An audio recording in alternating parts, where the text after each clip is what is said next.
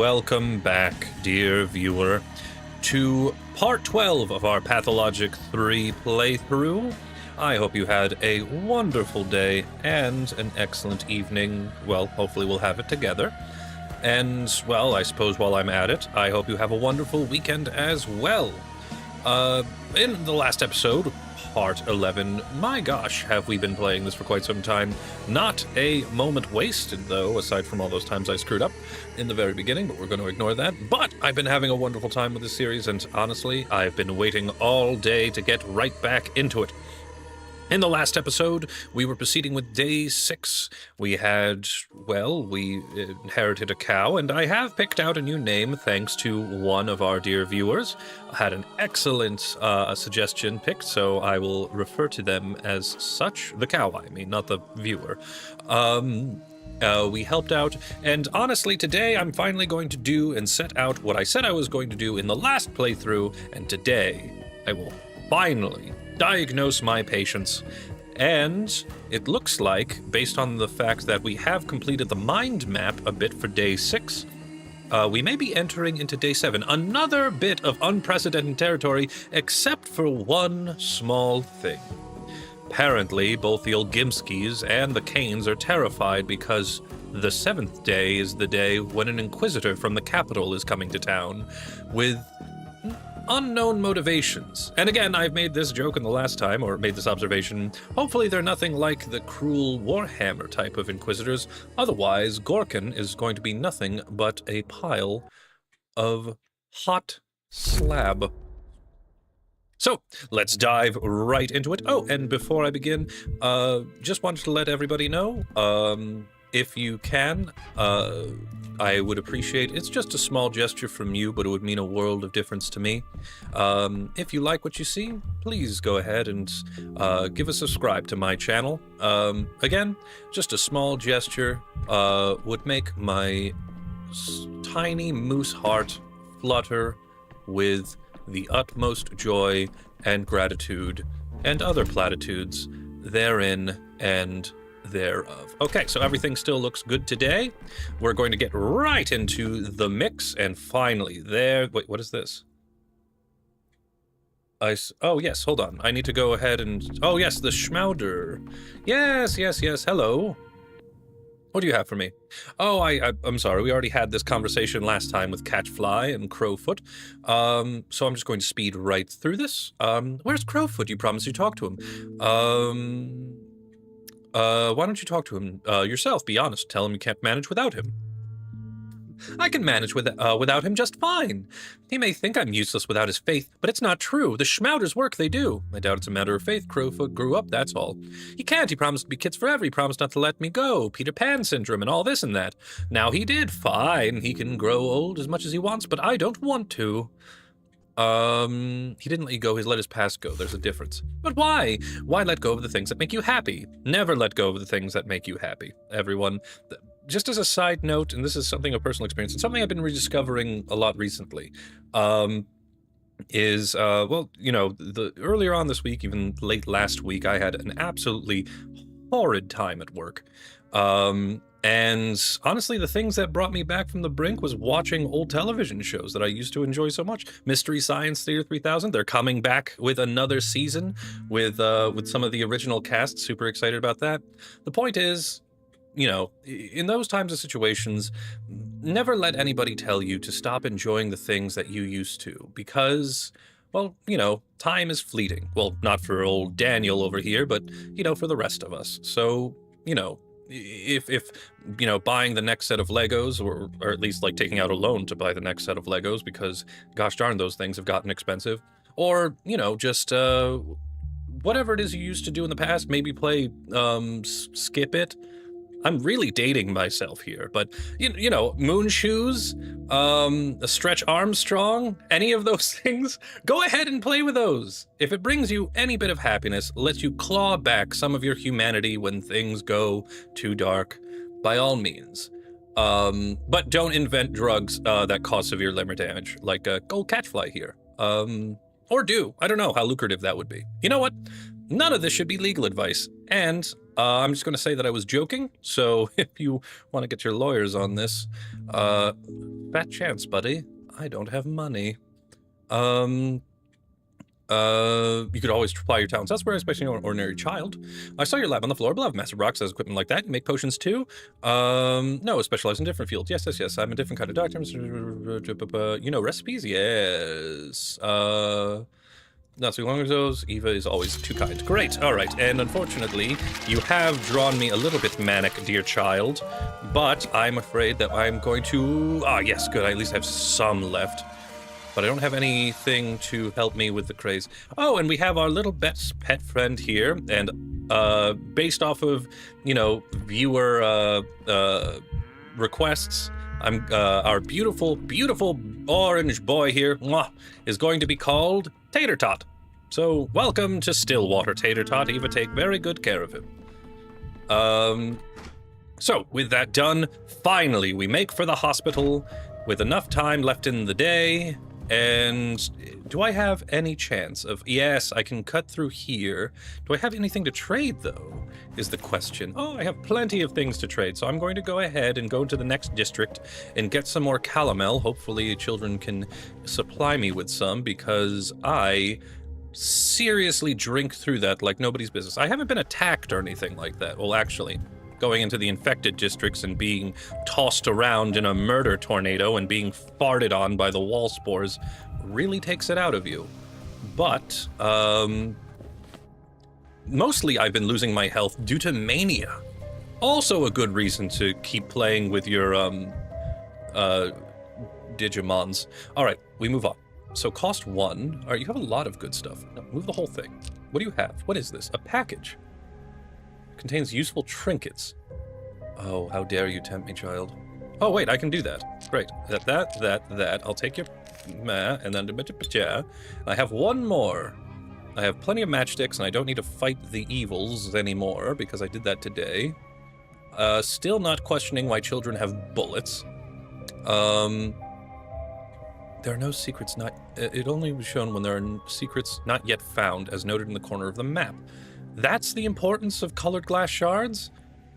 I may actually have to do that at some point, but I'm, just to be a stickler, I am going to make it an even trade. I don't know if this will make the difference one day down the line, but I do need one of these items. So let me see what was in this package, friend.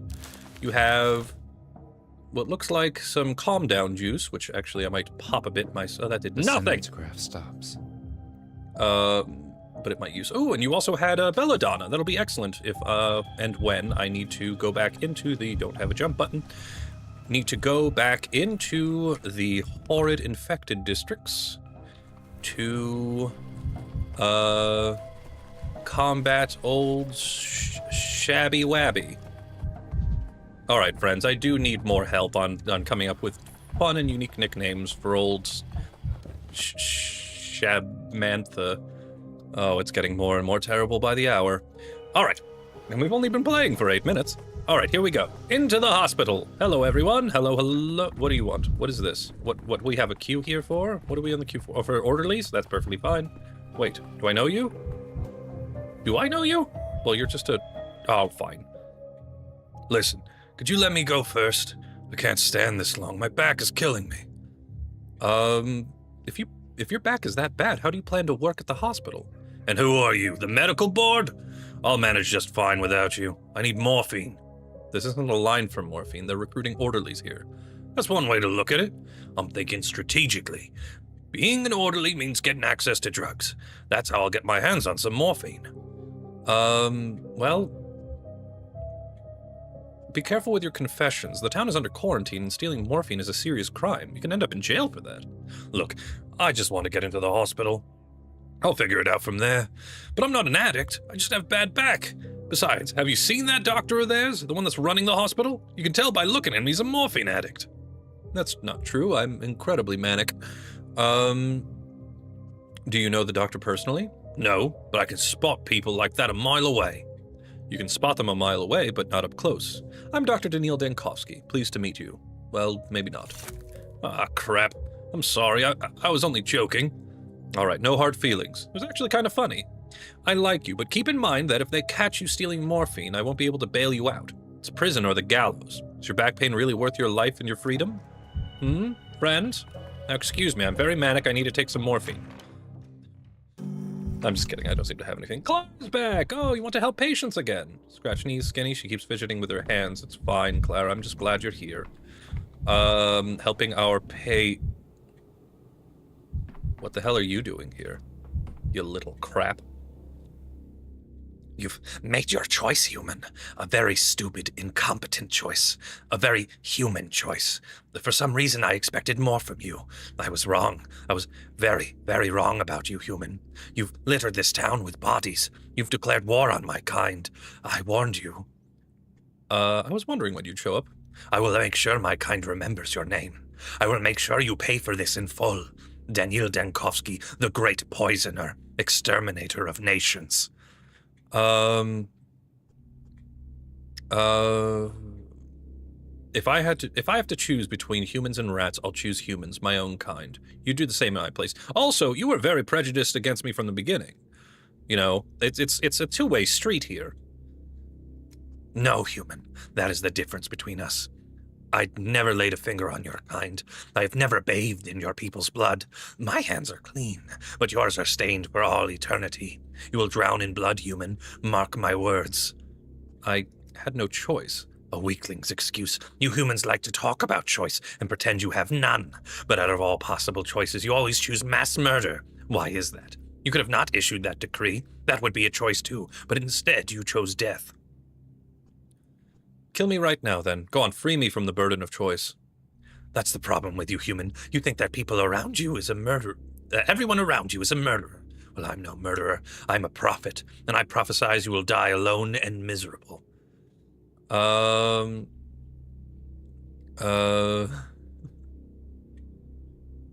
Just as I thought. Maybe your kind would have been alive today if you killed me earlier. Have you ever thought about that? Yeah, good job, prophet. Apparently I'm a mass murderer. All right, Little, who's in the lineup today? If we say a single person, it has not been in vain already. That's true. We've got a full house at our theater today, the 4 patients resisting the plague. Won't be an easy task to examine them all. Tell me more, and keep it brief. Inventor named Hardman, local peddler named Gannet Grouse, a rather odd woman, and Burdock. I think he's, well, a bandit. Not very nice to say about a patient, I know. What exactly did Hardman invent? So far, a way to get a hold of a confiscated barrel of infected water and drink from it. Some people have no sense of self-preservation. What are Gannet's complaints? It's others complaining about her. Neighbors saw her coming out of an infected district. She violated the quarantine. You say grouse is odd? What do you mean? How do I put it? Her pockets were full of clay. We took it away. Can't bring dirt into the hospital. You'd better see for yourself, though she's not very talkative. And what's troubling about Burdock? I know this local type. They're the ones who loot empty districts after the plague moves to another one. So be careful around Burdock, Doctor. Just in case. He's still a human being, though. I'm not suggesting refusing him treatment. Hand me their medical charts immediately. 4 patients will take more time either way. All right, who's on the list? What do we have here? You're the inventor? What do you got for me? I can see the way you're looking at me. What way? With contempt? At a colleague, no less? Granted, we aren't colleagues in a professional sense, but we do have the same calling, and you'd be wise to listen to me. Ever since we're fighting the same enemy, death, except unlike you, I've all but won my battle.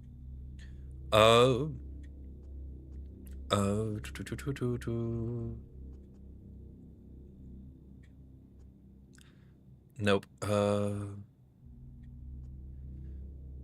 You're not here to prove any kind of point. Please tell me what seems to be the problem.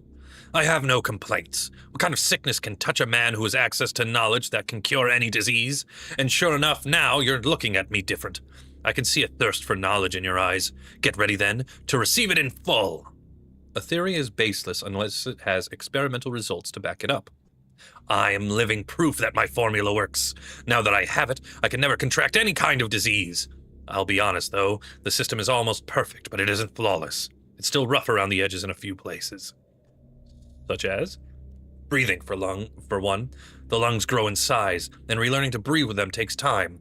Unpleasant, but you seem to be having trouble breathing. I'm sorry, I'll get right back into... Wait, you just already have this for me? Harmful habits, making inventions? I guess, if you're, sort of a dupe and schmerz type of inventor. Hallucinations. Okay, we'll chalk that up. And difficulty breathing. Okay, so we'll put that on the list. So far, you're a prime suspect for ink syndrome, which is infectious found in sewage and stagnant water bodies. Okay, so considering that I've heard that you've been drinking from a poisoned barrel, it can be present in fish tissues. The virus alters the blood's chemical composition, resulting in the darkening of blood vessels in the eyes and throughout the body's circulatory systems. Hallucinations and breathing difficulties in patients may indicate brain damage and therefore a almost inevitable fatal outcome. Risk groups, people interacting with specific steppe water bodies of Gorkin, such as washerwomen, shepherds, steppe dwellers, and inventors who drink from poisoned barrels. And then there are the embovines. The embovines are the worst. The embovines? What do you mean? Embovines. Nasty little things, always looking to get into your intestine, but I found a solution. All you need to do is close your mouth. Yes, it's that simple. Close it and don't open it again until they're gone. Embovines. Huh, I see. Overall, as you can see, it's a small price for staying healthy forever. But you must be curious as to the details. Don't hold back. Ask your questions. I admit, I do feel a craving for educated discussion sometimes, too. I still don't understand what you... I still don't understand what you mean when you say embovines. These little ones, like balls of bread, terribly obnoxious. They come when I was testing the second improved formula on myself. Haven't left ever since.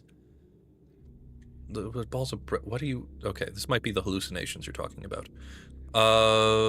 Let's see here. You've mentioned some breathing problems. Could you be more specific? I have no problems. I'm telling you, that's the lungs cleansing themselves and growing, which causes the feeling that the air's been pumped out of them, a passing phenomenon not worthy of so much attention. Normally someone who offers a cure for every disease is either a quack or a fool. So many Dr. Ducks. But every norm has its exceptions. Please tell me more about your formula. At last you're willing to talk as equals. Take it in, absorb it, digest it. Now, have you ever entertained the possibility that water might not be merely a life-giving fluid, but also a repository of information? I used to allow myself bolder revolutionary thoughts when I was drinking with the other students after the exams. Water is like a notebook. Oh, is this the homeopathic thing? Where water has memory in it? So Hartman, have you invented homeopathy before it really kind of took shape in, the early 2000s? Do you have an MLM by any chance? Water is like a notebook you keep on your desk. You can write words in there, cross them out, write something else. Looks like you've read a few of those newest articles on chemistry, and now you're romanticizing the passive transport process a bit too much. Would you mind not interrupting me? You, for example, have impounded those drinking barrels because you think they were infected. Okay, so what's really in them? But all those barrels really contain is a string of words that can be corrected, turning the poison into its own antidote, much like if you remove the prefix dis from the word disaffection. So you just get affection? Aw, that's kind of nice. But whenever I go for affection, I just get dissed.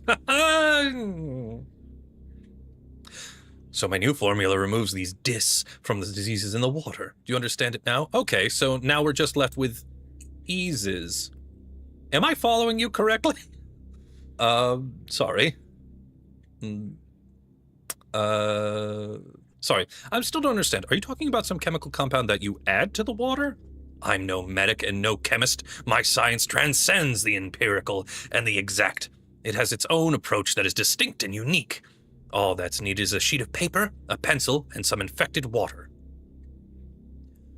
Okay. So I think I understand. Yeah, so basically you write something down on a piece of paper that says cure for everything, and you dunk it into infected water, and then you just eat the paper. If you write the formula on a sheet of paper and wait for it to... Yeah, okay, I was right. If you write the formula on a sheet of paper and wait for it to dissolve completely, you'll get water that is not only disease-free, but also acts as a cure. You don't believe it? Just take a look at me. I'm always my own best subject. Thank you for your answers. This was educational. Would you like to add something maybe about how you're feeling after the experiment? Shh, dear colleague. Quiet. Can you hear it?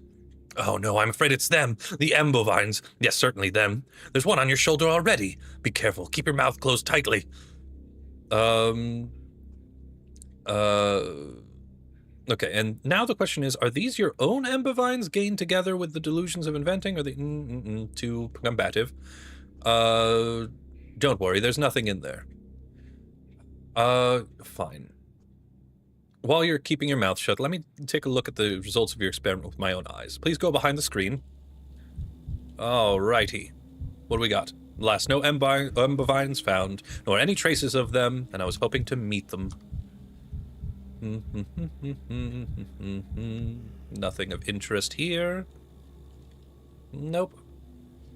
Nope, you seem to be in the clear. Alright, let's take a look at your arms. Ah, here we go. Yes, and here are the results of his scientific breakthrough. The veins have completely darkened, which leads me straighter to believe that we have vein damage. Yes? Yes. Varicose veins are darkening. All right. So, yes, you seem to have darkened blood vessels, which is incredibly alarming. In any real sense. What do we have? Nothing of interest on the legs. Yep, that seems fine to me. Okay, let me see what you got else going on. Are you ready to continue our conversation? Let me know when you're able to talk again. In the meantime, friends, dear friends, what? No, what? Do I just talk to somebody else now? No, Hardman, honestly, with ink syndrome, you know, the fact that you you drank bad water, and so far you've got a lot of stuff that's, you know, I'm going to put you down for that, but just in case, I'm going to go ahead and talk to a few people. Hold on, what are my brain notes telling me? Learned man, or another charlatan, introduced himself as Hardman, considers himself an inventor. The patient is delusional. Hardman is seeing things. Let's hope this won't interfere with the examination. And Embovines everywhere. The patient refuses to speak, consumed by his delusions. I'll have to make a diagnosis without clarifying questions. All right, so it looks like we are dead set on that. This is the one thing that you've got going for you, buddy, so good news. You have ink syndrome. Pretty soon you're going to invent a game that's going to be high in popularity, but I think only has 3 episodes. Yes, go right ahead. Enjoy your stay. For as long as you like. Hello, miss. What's your name? Oh, grouse. Grouse is a type of bird, isn't it? I think so. I am so bad with birds. What? Oh, nothing special. I just wanted to chat about the weather with you. So chat.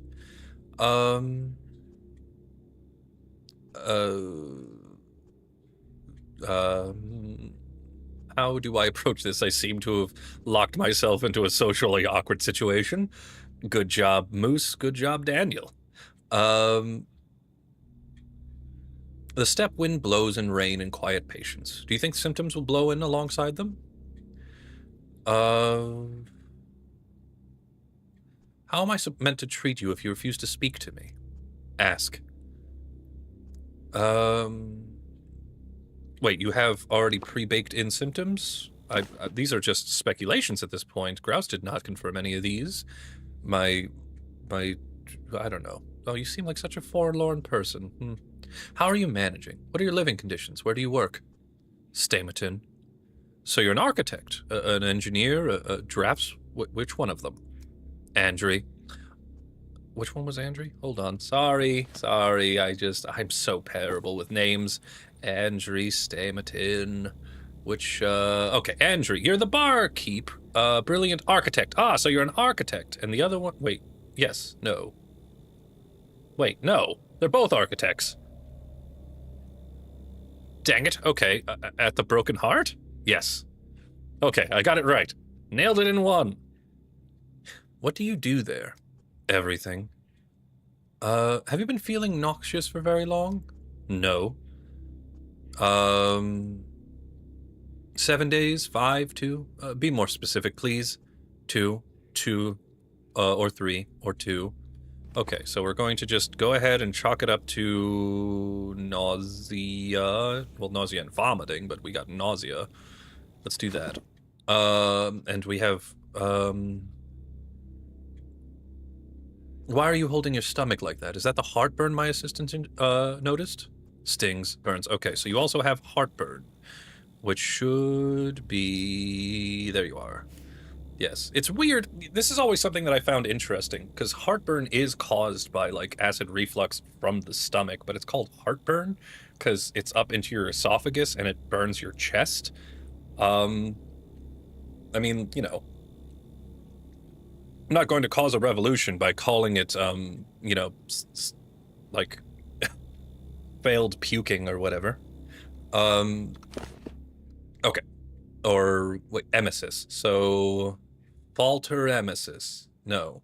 No. Okay, we're done. Okay. That's something at least. Do you have anything else you'd like to add? No. When did the reflux begin? Don't remember. Have you eaten anything unusual recently? Spoiled, perhaps? Or maybe you've overeaten?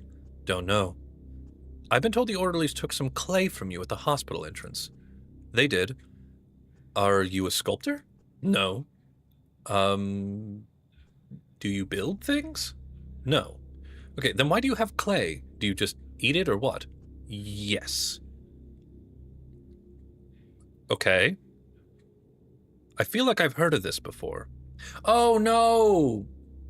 It's from This House Has People in It. It's, by the way, dear audience member, it is an interesting, like, sort of horror-based ARG that I think appeared on Adult Swim, and it's basically a bunch of security cameras that are observing the weird happenings of this household, and they have all strange behaviors. And one of the aspects of it, is it was revealed to be, was eating clay, because it causes, oh my god, what was the disease that it has?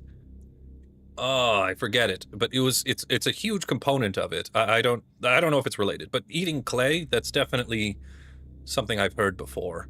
Amazing. Does it taste good? All right. Okay. All right. If you refuse to verbalize your complaint properly, then at least let me examine you. So what do we have? This thin Pika? Penguin Pizza Pie says pica, which a good guess, and in reality, yes. Pica is it's kind of a psychological disease where you eat, like, it ranges everything from, like, eating ice, and I believe that there was a, like, documentary on the disease, and there was, like, this one person who ate toilet paper.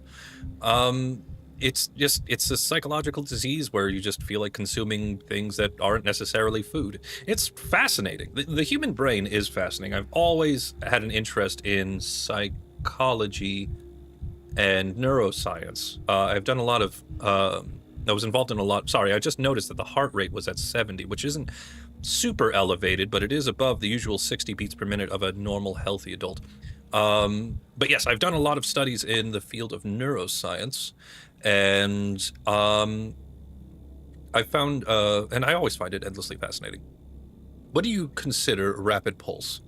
A pulse in the range of 60 to 70 beats per minute is considered normal. Okay, so that's fine. So it's 70 beats per minute, which is perfectly fine. This thin, it happens with the very young, or is this already an unhealthy weight? We have like some sort of malnourishment or something?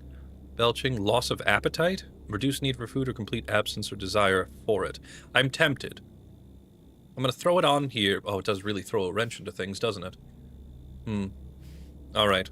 Belching, skin. I'll hold off on it for now. Let's see. Any markings on your back? Yes, you have a rash. Allergies or something chronic? Or consequences of infection? Seems like a sort of red rash type of situation. Eczema, rash. Most small dwellings in the skin resembling speckles, besides red, can be black or green. So far, we're going for nephropathia epidemica.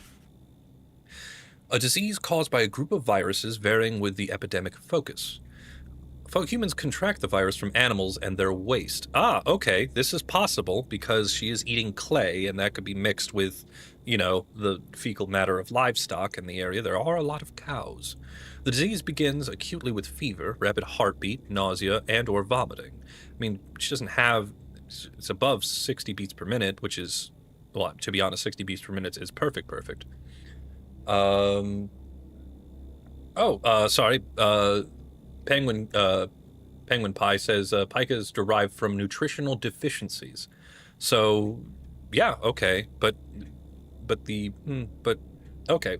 Truth be told, I don't know too much about pica, so I will take your word on that. Maybe after today, maybe the next time we meet, dear viewer, we will know a little bit more about the psychological diseases. That's what you come here for, right? Just a crash course on human psychology. And also somebody who is moderately decent at video games.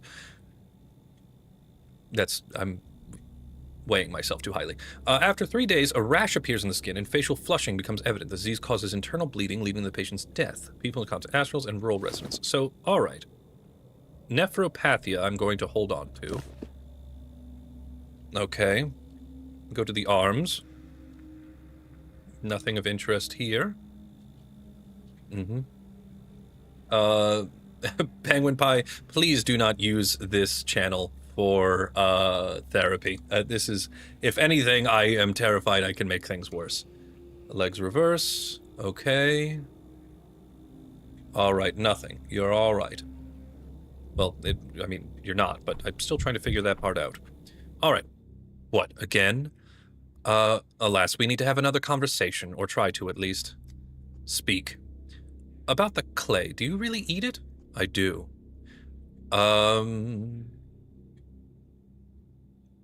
Why? In the few days I've spent here, I've seen so many superstitions that nothing would surprise me now. So is it some local custom, or a good luck charm, or traditional cure? No, I just crave it. Now I too need to stay silent for a moment to think. Okay. What about loss of appetite, reduced need for food, or complete absence or desire of it? That does kind of throw things into a loop again. Alright, so I am caught between two different things, so let's take a look. Mucous membrane seems to be out. Okay, so that's not going to do. So I want to test... let's test the eyes. Yes, I would like to take a sample of your eyes. I'm just taking some samples, very silent ones. Alright, I want to do eyes. Let's take a quick look at that. Right? Hold on. Just let me confirm. I'm sorry. I need to check everything 5 times because I am kind of a uncooked biscuit in terms of brain matter. So yes, it's just simplify it. Has everything except mucous membranes, and this has a whole lot of other stuff. So we have brain, heart, and eyes. Brain, heart, and eyes. But I can only do 1, can't I? And I don't want to waste all of them on you. Not that it's a waste, dear patient. Just taking some samples. So I'm just going to go with... Damn it. Oh my god, Moose. Try to have some semblance of memory. Yes, we're going with eyes. Okay. Eyes. Eyes. Take sample. Thank you.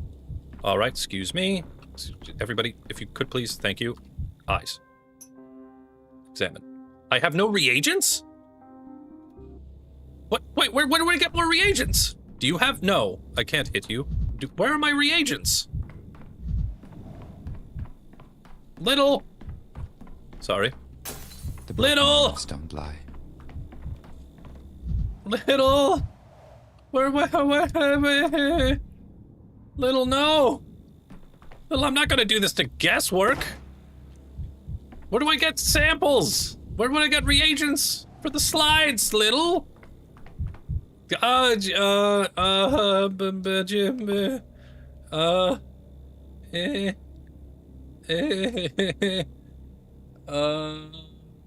Hold on, can I, do I make them myself? I don't know how to do anything. I'm a doctor, not a different kind of doctor. Okay, let me see if I can take an educated guess here. Step gastrodermal fever. What do you have? A viral disease caused by bites from the golden herb fly. A characteristic green rash appears around the bite area. It's characteristic, and it's green, so it could possibly not be that. Leading to vomiting and nausea. Some patients lose to digest food normally and can only tolerate broths of liquid or porridge. Symptoms include extreme muscle weakness, exhaustion, breathing difficulties. A fatal outcome is likely high. People spending extensive period in time in the steppe, especially inhabitants of the steppe, shepherds, reapers, and herbalists. Okay. Just remind me again, what's dystrophia?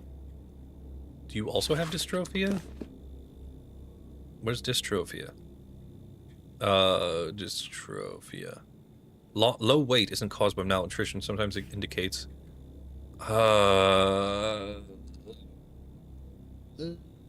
Okay, but it's... Yeah, okay. Caused by malnutrition. Please don't tell me I have to redo this day again. Okay, I think I have enough. Rash, heartburn, dystrophia, and nausea and vomiting.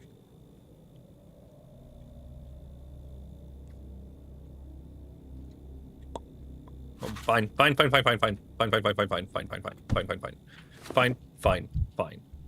Let me hear what you have to say about yourself. Taciturn woman, her name is Grouse, admitted to the hospital clutching a lump of clay. Examination results. First, the record discovered symptoms in the casebook, then question. Yes, obviously. No more need to bother Grouse with questions. Let her be silent for the heart's content. Okay. Okay, here we go. Who's next on the list? What do you got? Gannett. One of the most fascinating things in the steppe is stumbling upon a Desren. Do you know their horns glow at night? It's breathtaking. Do you visit the steppe often? It's part of my job, Doctor. Do you think the kin have no use for town's goods there? Of course they do. Oh, so... Really, what do you sell to the kin? Everything. Once an O'Dung ordered a portable gramophone from me. You know why? To stay awake at night herding bulls, he said. Imagine that. You're walking through the steppe, and what do you see? An O'Dung with a gramophone. Sounds like a setup for a joke. Will you let me go, Doctor? Back to selling gramophones to the O'Dung? Who snitched on me? My neighbors? Let you go, so you can, No. What are you hoping for? The infected districts are dangerous. No need to try to scare me, Doctor. You're not very good at it anyway. I have goods left there. What else am I supposed to sell? The steppe air? Are those goods more valuable than your life? No goods means no life, Doctor. There's no leaving town to stock up, and more districts are getting quarantined. How am I meant to make a living? Stultorum, I tried so hard to stop you. Yes, you went to college. You took a language class. No reason to always try to throw it at every party and kill the vibes. Stultorum plena sunt omnia. Why does everyone in this town seem so keen on killing themselves?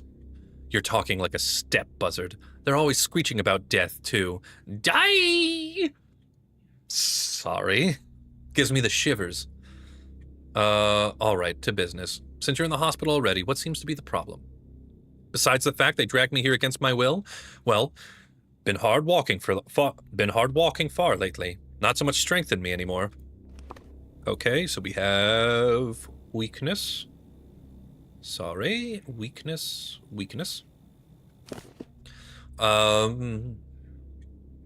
Feels like I can't get as much done in the day as I used to. And there's this pain in my chest, too. We got angina. No, burning sensation of the heart. No. Not burning sensation, we just have pain, heart pain. Slow pulse, rapid pulse, severe pallor, hematomas, fever.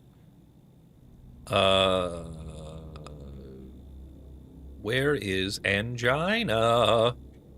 It's not heartburn. We have heartburn and burning sensation in the heart. Structural changes should not be confused with chest pain and simple heartburn localized in a different area. Right, so there that is. But I need chest pain. Joint pain? No, not necessarily. Redness around the nose, hearing impairment, sore throat, lip lesions. Am I crazy again? I just need... You have chest... There it is, in the respiratory system. Okay. So we're narrowing it down to nothing. Great. When did you start feeling weak? 2 or 3 days ago.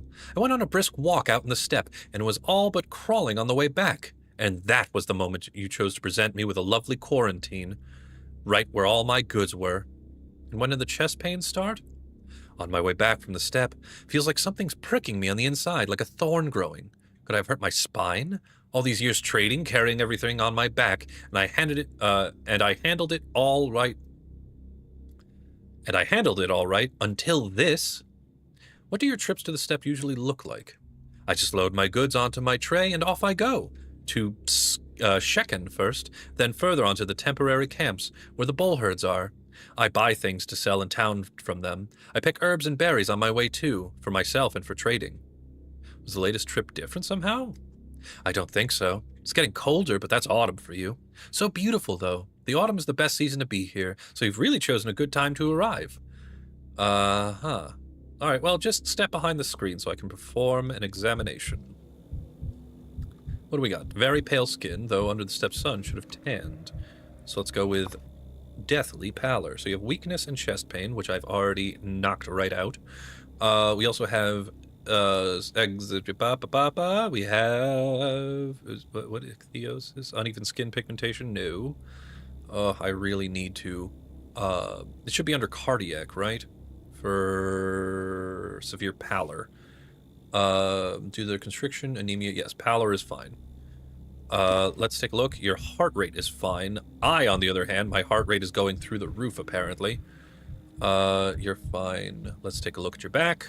Any rashes? Anything that I need to know? Just very pale skin. Arms, let's take a look at that. Ooh! What's that on her forearm? Such a spirited one could have gotten into a fight over her goods.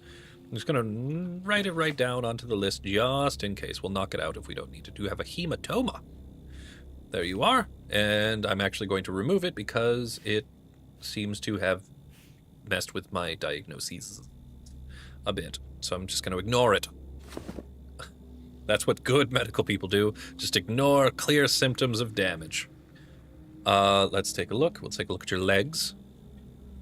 Nothing of interest. Legs on the reverse. My eyeballs are bleeding.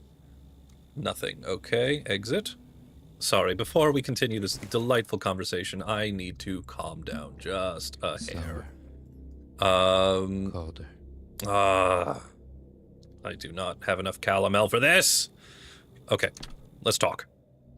So, have you found any sores? Or did those no-good neighbors of mine snitch on me for nothing? Not for nothing, maybe. May I ask you a few questions? Sure, talking's free, so go then. You say you make regular trips into the steppe, but your skin is quite pale. That's strange. It's just how I was born. There's no in-between for me, just pale or red. Used to be I'd get burned in a minute under the steppe sun. Now I've got more sense, so I cover up and treat my skin with ointments, like the herb brides taught me.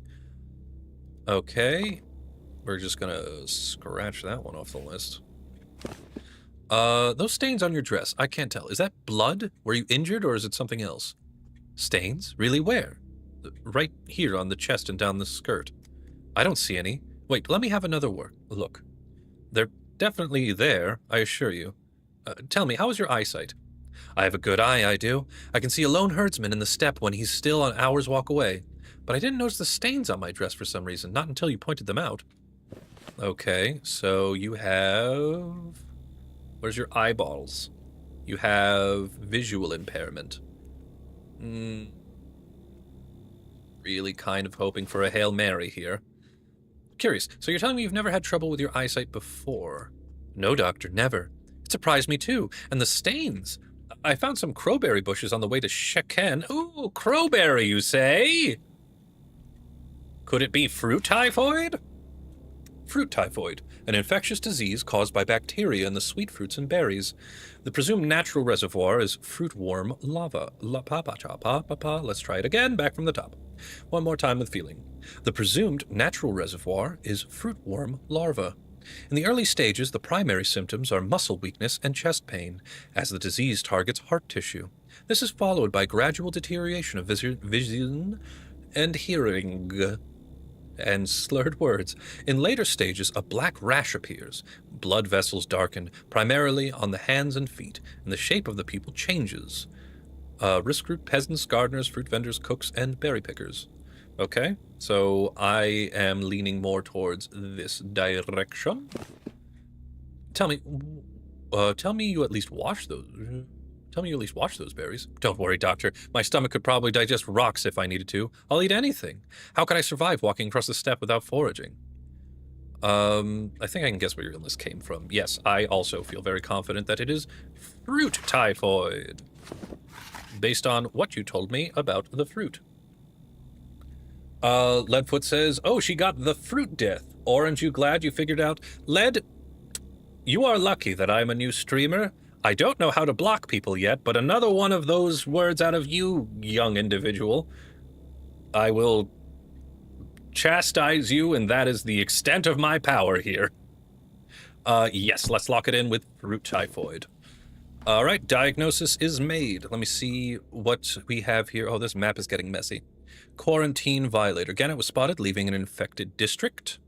Examination results. First, record the... Yes, I know. You don't have to keep doing that every single time. Stains on clothes. Red, dried, worth asking about. What if she was wounded? And gifts of the steppe. Gannett is used to eating berries straight from the bush. Worth checking the disease list for what can be caught that way. And so I have. All right, and my last one on the list, we have Burdock. Where's the wise woman? I asked for a wise woman. Don't we all? Don't we all? Let me see. Unfortunately, we have Okay, unfortunately, we only have... That's very funny, but whatever. You don't think regular treatment would help? You can't help me, Stitcher, without a wise woman. Oh, it's the sequel to the Witcher series. The Stitcher series. You know what? Pathologic development team, if you ever need a new title, you got it right there. I'm done for. Never should have tried to work that mark. Greed got the better of me. Now the jig is up. He cursed me. I have a feeling I'll regret asking, but tell me what happened from the beginning and how it has affected your health. There's this oof bird in town, name of Pockface, a huckster, owns a few shops. Got so much money he could use it as kindling, but everyone knows it all came straight from the evil one. It's not his. An oof bird? As in a rich person? Could you please express yourself a bit more clearly? Daniel, you need to get with the times, my guy. Don't you know that, he's being real skibbity right now? I am also out of my depth. I'm just trying to save face here. Oof bird. I'm going to use that. It's all clear as day, Stitcher. I might not be able to cure you just because I can't make a sense of your peculiar vocabulary. You won't cure me no matter what. This is a job for a wise woman.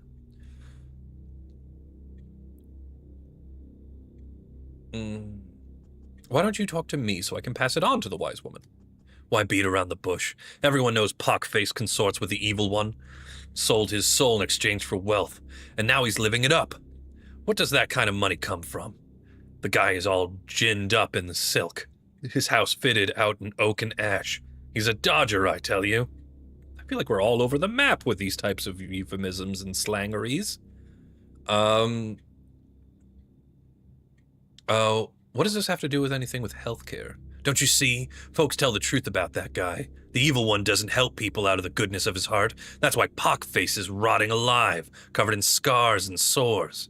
A walking corpse, really, traded in his soul and flesh for the sweet smell of scratch. I think I'm starting to understand the reasons for your distress. Have you met with Pockface recently? Just let me say my piece and don't interrupt, Quack Doc.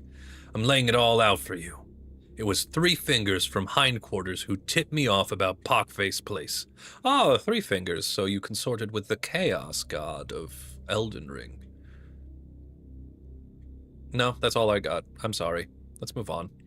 She said he was an easy mark. Anyone could walk right in, no tools needed. Well, I decided to take it. Seemed like a simple job.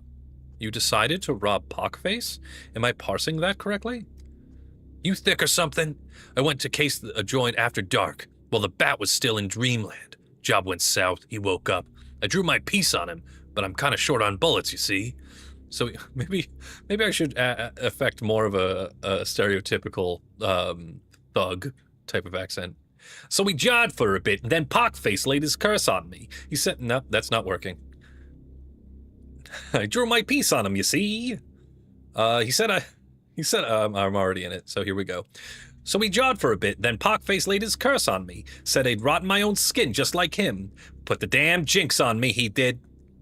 Starting to rot alive, are you? Got a tail? Nope. I've never seemed to have enough ammo either. Do you think I'm cursed too? I was cracking jokes at first too, but then the fever hit me. Thank you. Fever. You're giving me fever, which is a heart issue. Yes. See, you got it, Led. Now, you're back in my good graces again. Yeah, see? Yeah. I'm gonna rub him out. My forehead's burning like a stove. And this headache's grabbed me, like devils are dancing inside my skull. Headache. Thank you. Headache. Bada bing. I didn't mean to say bada bing, but here we are. I'm really in character right now, that's why. Like devils dancing inside my skull, you see? Just buzzing and buzzing. Oof. That's some powerful witchcraft. Wait, don't do that to him? Not what I'm talking about, but thank you, Led, for your input. Did you have any physical contact with Pockface, or did you just talk? He hocked a loogie right in my face after he hexed me. I gut-punched him, stuffed my bag with whatever was lying around, and he scramoosed to the boys' hideout. Gave the loot to our chief, but the curse took hold of me that evening. Droplet spread? Alright, please step behind the screen and take your clothes off. Let me have a look at this curse of yours. Alright, what do we got? Excessive skin thickness, malnutrition or alarming symptom, unhealthy pallor. Alright, let's chalk it all. Let's throw it all on the board. So we have, let's go to skin. Skin. Pallor. Nope, it's a cardiovascular disease. Severe pallor. And then skin thickness? The hell is skin thickness? Ichthyosis. Again, I always read this one because I forget what it is. A sign of stone is cornification and cracking. It's not cracking. Itchy skin. I don't see any cracking. It's just malnutrition or alarming symptom. Alright, well, we'll have to ask about that later. On the back. You got... Whoa. I guess we'll check it out the arms. So many bruises. Abandon's life is hard. Or is it a sign of disease? Yes. So, could be chalked up to your rough and tumble lifestyle. Bruises and quite fresh by the looks of them. On one hand, not surprising at all. On the other, maybe a symptom nonetheless? Alright, fine. I'll throw hematoma on the board. Why not? Hematomas. Okay. Let me see. Infectious disease caused by microorganisms from the steppes. I'm sorry. Anemic vasculopathy. An infectious disease caused by microorganisms from the steppe soil entering the bloodstream. Cases of airborne transmission are also reported but require confirmation. The infection leads to anemia, which can manifest as patient pallor, muscle weakness, and weight loss. Occasionally, patients may experience localized bleeding and hematomas. Acute cases display burst capillaries in the eyes and high fever. Interesting. Because you do have a bit of the red eye, my friend. Okay, let's look at the other side of your arms. By the way, you all have the same undergarments, or do we supply that to you? Let's take a look at your legs. Nothing of note here. Nothing. Okay. Let's have more of a conversation. Friend? Yeah, look at those red eyes. So, what do you want, where do you want me now? Right here for now. I need you to answer some questions. Well, go ahead, Stitcher. Why are you so pale? Is it anemia, gastritis, maybe cirrhosis? You watch your mouth, Quack Doc. I'm fine. And keep it simple so it makes sense. Okay. Okay. That's one thing we have in common, using words the other person can't grasp. Why is your skin that color? Haven't you heard that curses stick stronger to pale people? Some doctor you are. I'm a real crap magnet in that. The sun's always flipped me, the bird, but nighttime witchcraft latched onto me right away. Okay, so you've always been pale. That's just a thing that you exist to have. And where do those bruises come from? I can see they're fresh. What kind of question is that? I was probably in some kind of dust-up. You know how it is in my line of work. You'll be asking to tally up every nick and slash next. Who keeps track? Or who keeps count? Who can read? Obviously not me. We're gonna get rid of the hematomas. I suppose you mean you were in a fight. Let me take a closer look. Does this hurt? The blood in the cavity is already clotted. You have strong blood vessels. I'm as tough as nails, Stitcher. Your eyes are red. Could be inflammation, something with the blood vessels, or have you been crying? Getting cocky there, Stitcher. Think before you speak, huh? Or I'll make you cry. Or maybe it's a symptom? Nothing wrong with my eyes. You're just nitpicking. As you can see, this curse hasn't killed you yet. Just wait a little longer. All right, so what do we have now? We have measles. Highly infectious viral disease with very high transmission rate is marked by fever, inflammation of mucous membranes, conjunctivitis, and skin rash. The Metropolitan Infectionists Society suggests cattle as the virus source, but this theory doesn't have the unanimous support of the medical community. If the body overcomes the disease, then immunity develops, preventing future infections. However, fatal outcomes are possible, especially for malnourished patients without access to proper treatment and care. Risk group children, as well as spending a lot of time with children. So, okay, measles. Possibly. It's highly infectious, and it sounds like you got this disease after infectiousness. Let me see. Anything else I can glean from you? Yes, okay. I am going to go ahead, because I believe it's also an infectious disease. Require confirmation. Cases of airborne reported. So the blood of anemia, bowel weakness. It's not anemia, because he clots very well. Patients may experience localized bleeding and hematomas. Acute cases display burst capillaries in the eyes and high fever. And then measles. Measles can present with skin redness, and they did get it from pockface. Alright. There is my terribly educated guess. Alrighty. So, after 6 in the evening, well, the good news is that it is after 6 in the evening and we have nothing left. Let's see how well we screwed this up. I hate you. You and your vermintide. Threatening me and my house of healing. Alright, let's move on. Before I die of mania. So let's see. Let's see if we are even remotely the doctor I never was. Okay, here we go. I am genuinely nervous. I did have to take a lot of crap and shoots in order to... Wow, those are just stacking up, aren't they? Okay, here we go. All right. Let's take a look and see if I am worth my weight in medical supplies. What's up, bud? Number 23 reporting. I've brought the reports on today's patients. What became of them after your prescriptions? Please review them. Thank you, 33. Someone's diagnosis is alas incorrect, which means we won't see a vaccine today. It's worth reviewing the personal files. Okay. So who did I get wrong? Oh, you know. Okay, so it's Burdock. Okay.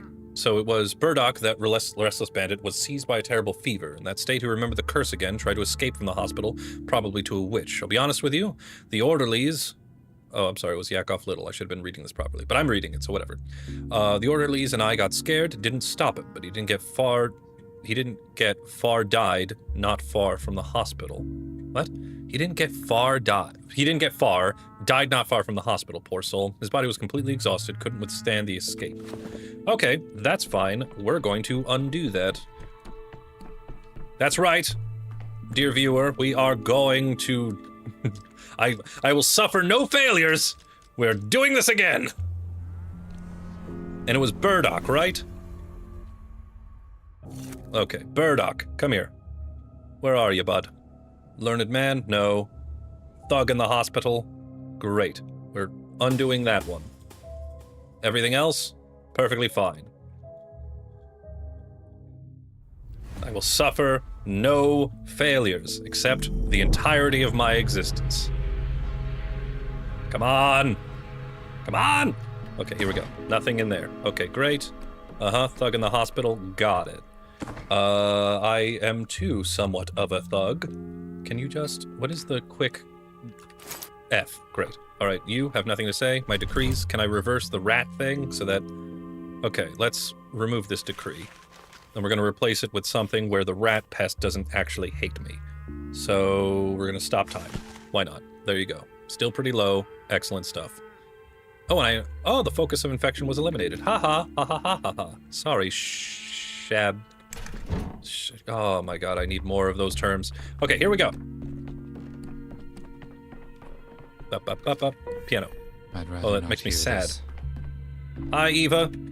Hi, Tater Tot. Mwah. Love you. Wish me luck today. Bye-bye. Wait, no, before I go, I need to know how to make reagents. Mix medicine? Analyze items? Mix medicine. Do I have recipes? Can I make more of the thing? Little, I need help. Little, where are my slides? Where's my slide material? Where's my gram staining? Little. Fine.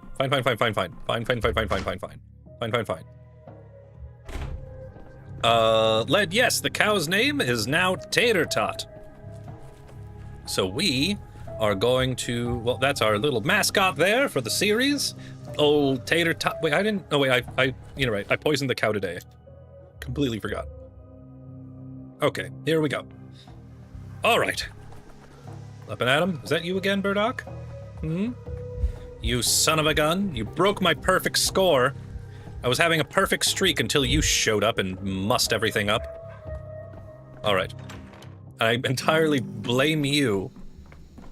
Okay, here we go. Yes. Hi, yes. All right, we're just gonna speed through this. Right,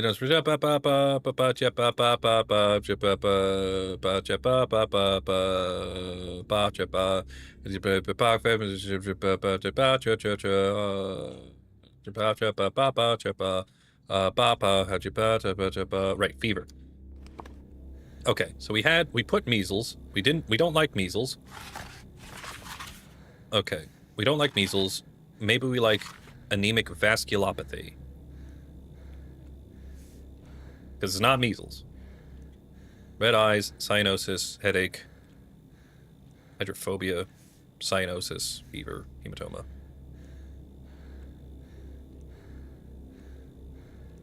All right, I'm just gonna lock it in. There we go. Anemic vasculopathy. Yes. Okay.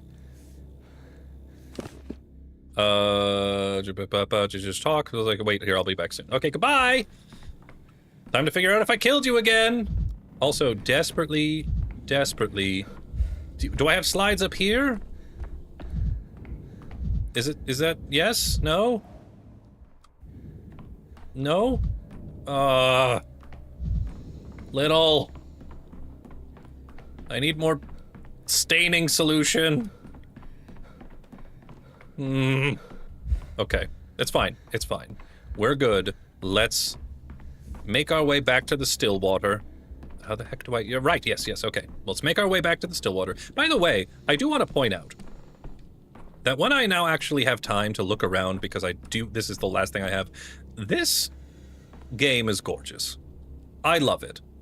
It's like, it's those small details, like the haze, like, some of the texture work and everything like that. Absolutely beautiful. It's kind of a disservice to, like, first off, I am thoroughly enjoying this game, period. And aside from this fact that, dear viewer, you're kind of spoiling yourself with watching my playthrough of it, I do highly encourage you to play it yourself. But when you're not pressed for time, it actually is quite lovely to look at. Just the atmosphere is oppressive and mysterious.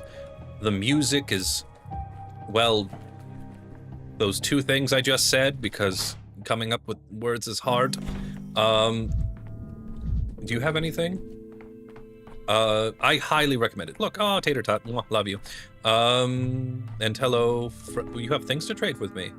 Oh, you have a formula. But I have nothing to give you. Herbal mixture, folk sedative. Works a little better than a lullaby. Okay. All right. You know what? We're just going to go for it. Right? I have nothing of interest rest for the day. Nothing. I know there are points of interest I have left unexplored. I don't have enough glass to deal with it. All right. We're just going to go to 6 in the evening. The ratkin isn't an issue anymore because I've undone my mistake. All right. Here we go. Where are we? All right. So use math. It's already noon? Jesus. Get up earlier in the morning, Daniel. All right. So we want it after 6 p.m., which would be... yeah, there. 1800. Here we go. Okay, let's find out how we did. Oh, now I'm having the exact opposite issue. I'm depressed. I'm a mess. Beside myself. Hello. Thank you, 33. Someone's died. No! What? Who? What? You? Still? Again?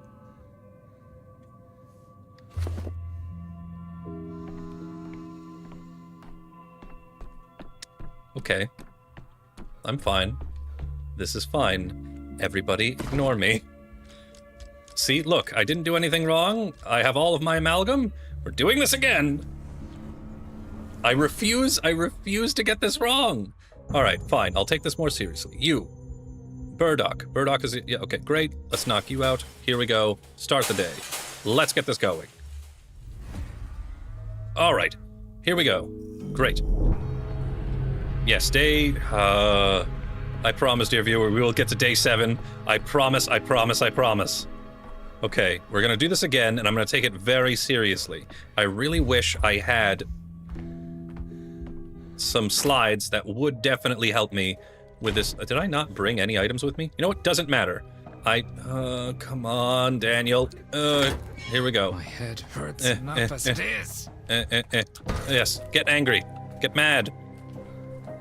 I'm like another doctor. What turns green, except with plague instead of gamma radiation. All right, here we go. This is it. This is the one. This is the one, I promise. This is it. I promise. I promise. I promise. I promise. We're going to start this fresh from the beginning, and we're going to go right into it. Right? Right. Here we go. All right. Yes, yes, yes, yes, yes. Hello, everybody. Yes, yes, yes. Blah, blah, blah, blah. Yes, yes, yes. None of you have any reagents for me. Wait, do you? Herbal mixture, strychnine, morphine, calomel. Good to know, but I don't need that now. Do you? Yes? Do you have stains solution? Meridrum? No. Sleeping drought? No. Matches? Calomel? No. Nutshell? No. You're nothing. Are you anything? No, you're just... What insight do I have on you? Desk? No, no, and there's a clock.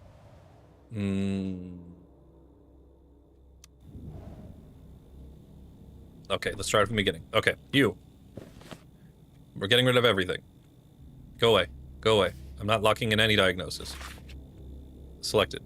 Okay, fever. That's the only one that you have. That's the only one we're keeping. Here we go. All right. Yes, okay, so what's the nature of emergency? It's a gesture, the wise woman of regressing, yeah, okay, there's an oof bird named Pockface, Huckster owns a few shops, got money, so but everyone knows the straight face from the evil one. An oof bird, rich person, yes, grace, because it makes sense, particularly, let's get to the point. Why beat her in the bush?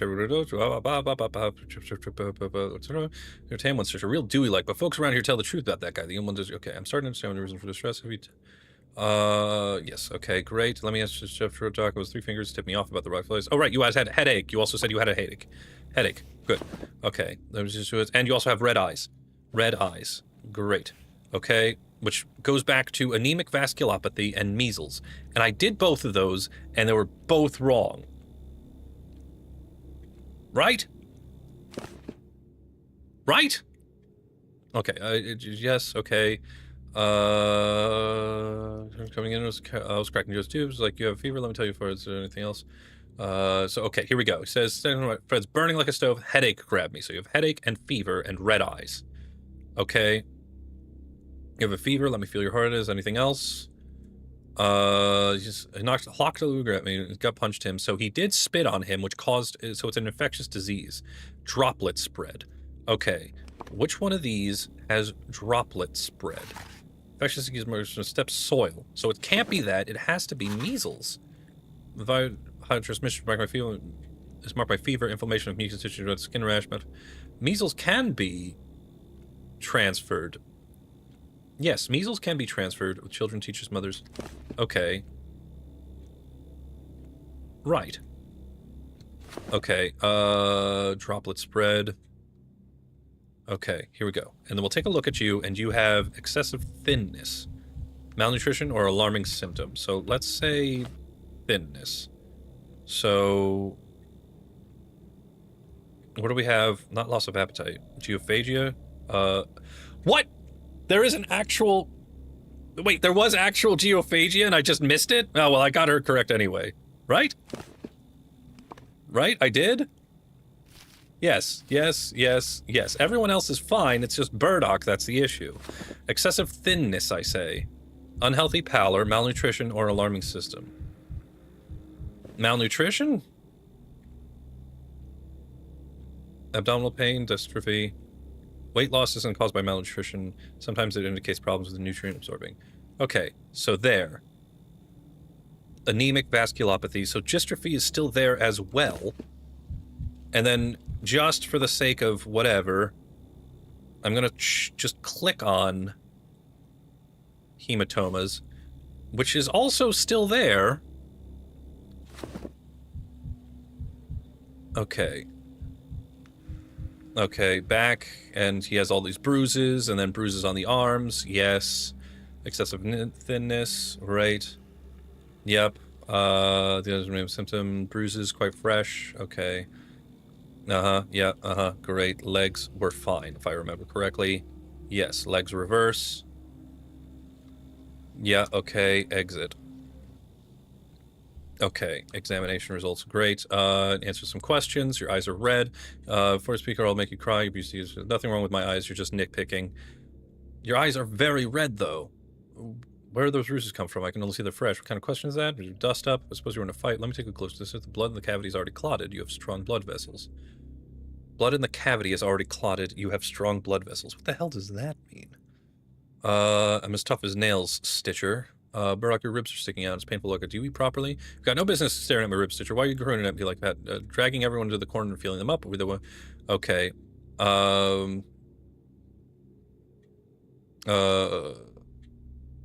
Don't talk nonsense. I'm a doctor examining patients. We'll go downstairs. I'll gouge your eyes out. Okay. All right. I feel like I picked this already. Did I just pick the wrong thing twice? I'm going to do it again. Dystrophy. Dystrophy is... Yes, I have dystrophy selected. It's right here. Fever, dystrophy, red eyes, and hematoma. Yeah, okay, it's all there. And if I get this wrong again, I will start crying openly. It's gotta be this, yes?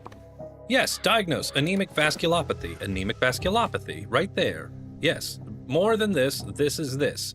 We've got headache, we got fever, yes. Dystrophy, yes. Red eyes, yes. Hematomas, yes. Okay. It's gotta be this. Okay. Alright, yes. Yes, I already kicked that. Come on. We're wasting valuable time here. What, are you depressed again, Daniel? Come on. Here we go. Okay, there we go. Back into the swing of things. Here we go. We go. And we... Nope, we go to the bed. We go to 6 p.m. After 6. Great. It's gotta be. It's gotta be. There's no way. Right? I got it right. I'm so terrified. Yes, thank you, 33. No, don't say it. Don't say it. Don't say it. Don't say it. What? It's...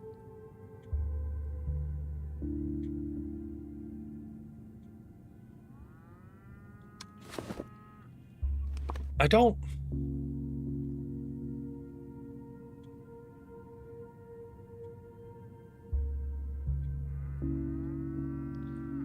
I'm so confused. He said he had a headache. He said he had a fever. He definitely has red eyes. That's undeniable.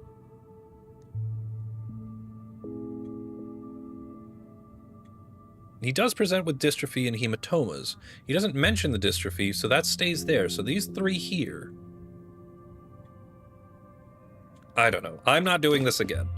I'm sorry. I'm going to check it out later on and see and come up with a full report as to my findings. But right now, I can't. All right. You know what? I promised we'd go on to day 7, and today we are going to day 7. So, no, but the vaccine mandate would severely reduce the amount of infection on today.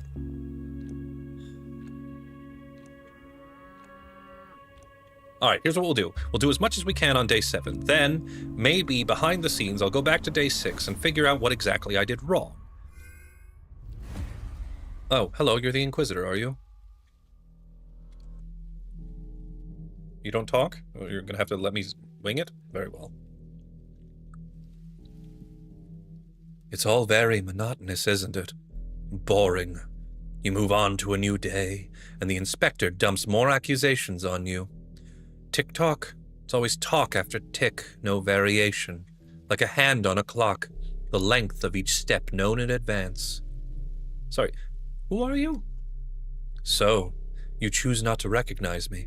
Sensible citizens often do that, though I really thought you had a different temperament.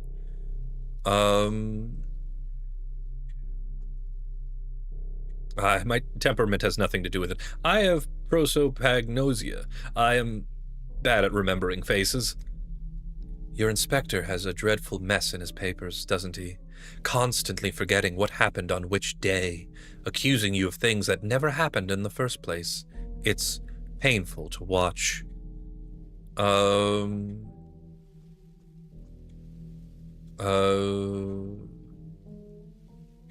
Do you take me for a complete idiot? I know his mistakes are just a tactic, a way to make me slip up in case I'm hiding something.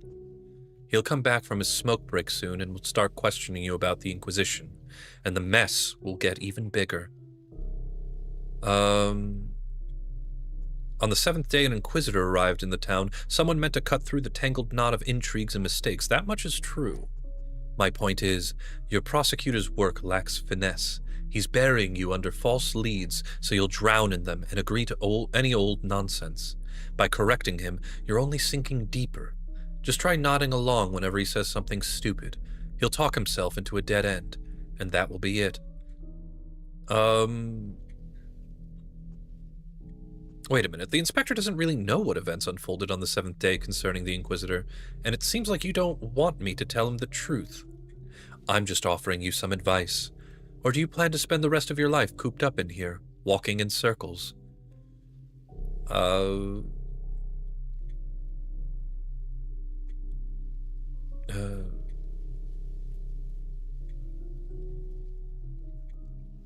I plan to clear my good name, no matter how long it takes.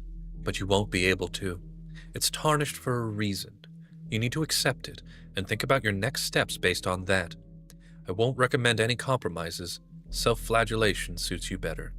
I haven't done anything wrong. Except for that one diagnosis, but we're not talking about that.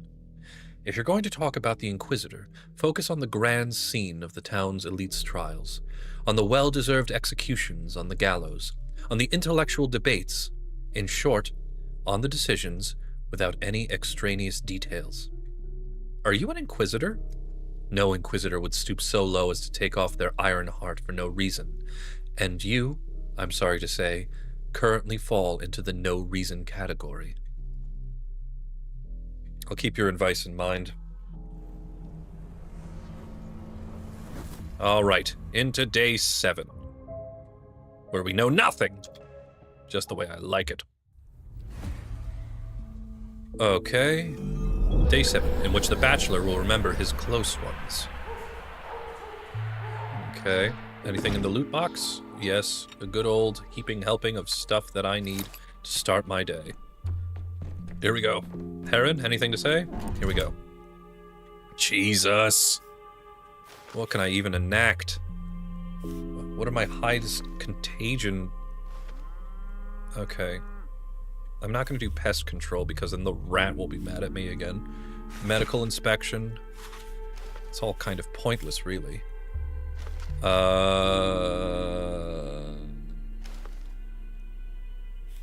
Protection from the Shabnak. It's really not going down. Oh, boy. I don't have anything too forceful to bring it down with. And we're not doing pest control. It's just not going down. And I don't want to cause more unrest. Alright, let's just stop time. This is going to be a tough one, folks. It is going to be a tough one.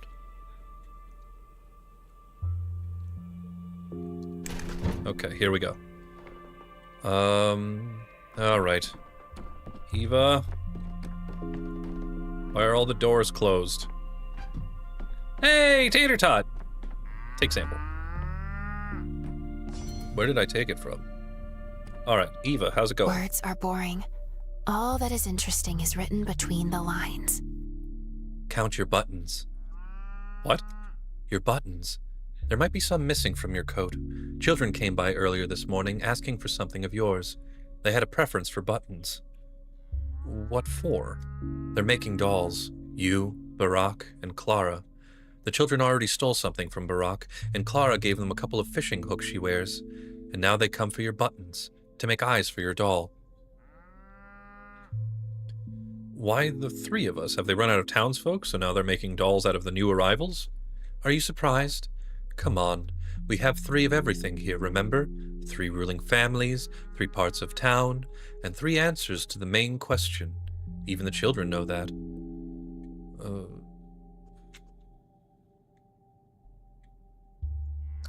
Thank you. What question? If I say, what's the meaning of life, you'll just roll your eyes. So I'll put it differently. The main question is, what comes next?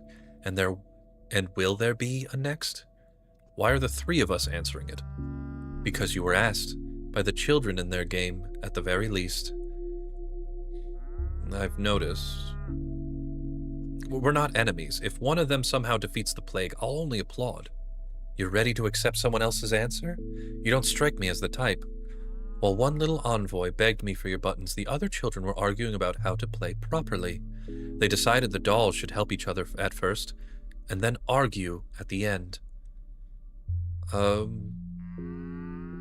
Everyone should help each other more, not just the dolls. I just wanted to tell you, I thought it was funny. I didn't just give them the buttons, but they already have some anyways, from the very first day when they ransacked your luggage. Soon enough, they'll figure it out and take the doll's eyes from there.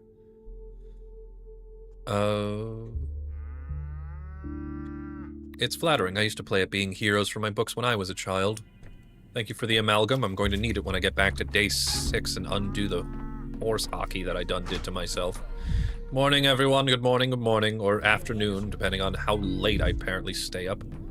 Alright, what do we have? Anything in the box? Yes, enough to... Wait, how many charges do I have on my prototype? Am I able to tell? Prototype is at 9 out of 20. That's not good, especially if I have any semblance of trying to defeat the Shabnak today. So, there, and there. Here we go. Alright. All loaded up. Very, very good. I have a sample, so let's analyze it. What do we got? Material is in. Externally, the bull hasn't changed, but the sand plague is beginning to multiply in his blood. Observation must continue. Okay. So what do we have for today? So, inoculation. Day has passed since the bull settled in the Stillwater. I must analyze its blood, check how the organism accepts the sand pest. And pest. Research showed, yes, this bull is truly infected, so I can't say it doesn't get sick at all. Observations continue. What do you have for me, friend? You have morphine crystals, great. Merodrome, sedative. I don't have anything to trade with you, but I might be back for you later. I'll take all these, thank you. Anything else to loot? Nobody was waiting for me in the study, were they? Okay. Alright. So, dear viewer, we're going to continue as we always do by ignoring my patients until the very end. Hello, friends. White citizen. We're looking for Daniil Dankovsky. We were told he was staying at the Stillwater. What's the matter? The Inquisitor has arrived in... The Inquisitor has arrived in town. You must be taken to him. His personal orders. What if I refuse? Go on, try it, you'll see.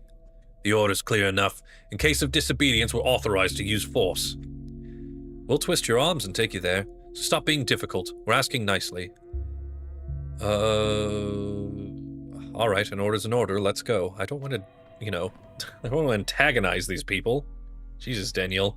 Little big for your capital britches, eh? Okay. Alright, well, these are local men. The Inquisitor came alone. Were these, assistants recruited here? Yeah, they're escorting me like a... What does the Inquisitor want with me?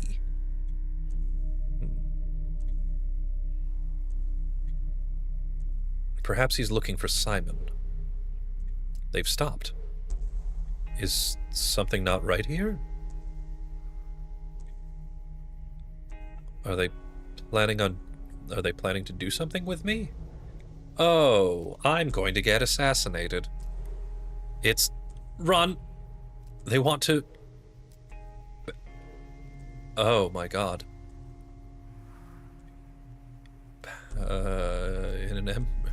Early in the morning. Wait, what? Wait, what? Wait, hold on. What? Seems they got a bit carried away. It seems you've gotten a bit carried away, esteemed bachelor. So you've been shot? But here you are, sitting right before me.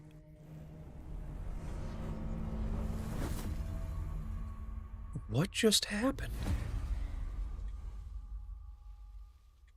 I was assassinated? Homo homini hostis est. Wait, hold on. It seems you've gotten a bit carried away, esteemed bachelor. According to your account, you were executed at the dawn of the 7th day. Am I speaking to a stand-in, then? So you're listening after all. I was just about ready to move on to my flight to the constellation of the Crowned King. I am listening, and listening carefully. So, did the Inquisitor's men put you up against the wall or not? This bit is crucial. Ah, look how you perked up when the Inquisitor was mentioned. You're afraid of them. I wouldn't be so flippant, dear bachelor. If the Inquisition is involved in this case, this may be your chance to prove you were merely a pawn in someone's far more experienced hands. It's in your own best interest to lay out this part in as much detail as possible. The Inquisitor's agents did come to me. They did threaten me. But by fate's will, I met another Inquisitor in the capital half a year ago. Who? Ironically, we met at a chess tournament. Game, if you're going to make me play chess, no. I am going to lose. Okay. Hello, assistant. Seraphima, I know. She came to Thanatica on her own when we weren't yet published. She was also the first person to forbid me from submitting an article, ordering me to revise it. Seraphima believes in Thanatica, not in the person of Bachelor Dankovsky. That's why she's so dear to me. If we have the right conditions. Our current ones are only good for inventing penicillin. It's mold all the way down. Sorry, did you just say penicillin? I have less faith in you, Seraphima. I think this is outrageous. What is? Letting Inquisitors behind the pulpit, using the Institute for propaganda instead of science. How could you let this happen? Do you really think I have the power to refuse the Inquisition's demands? To prevent Lilich from making her lecture? I'd say death is easier to defeat than the Inquisition. I've heard the lecture this Lilich gave. 5 minutes in, and I knew all about her already. She hasn't come here to teach. She's come here to recruit. What if she offered collaboration with the Inquisition to you, Seraphima? Would you refuse? Seraphima is spelled differently. I have refused already. She's not looking for agents anyway. She just needs informers. She says the Inquisition protects its own, but that's just lies. You know, people are expendables for the Inquisition. They call themselves the law, but it's all just words. They really are no more than a bunch of common hangmen.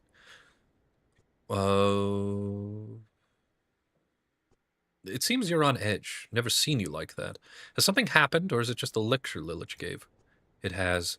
My lectures and those of Platon were cancelled this week. And you were just going to tell me about it when? Why am I always left in the dark? The dean didn't explain his cancellation. He said it was just schedule changes. Convenient that any changes always have to do with Thanatica alone, doesn't it? Is there anybody in the laboratory right now? Platon, as usual. I suppose even if the lab is closed, Platon will linger in the place as a ghost for a couple more years. Don't say that. Platon is a brilliant scientist. I believe he has a bright future before him. Unless we're closed down. Our situation is indeed dire, but it's too early to give up yet. Go on with your work.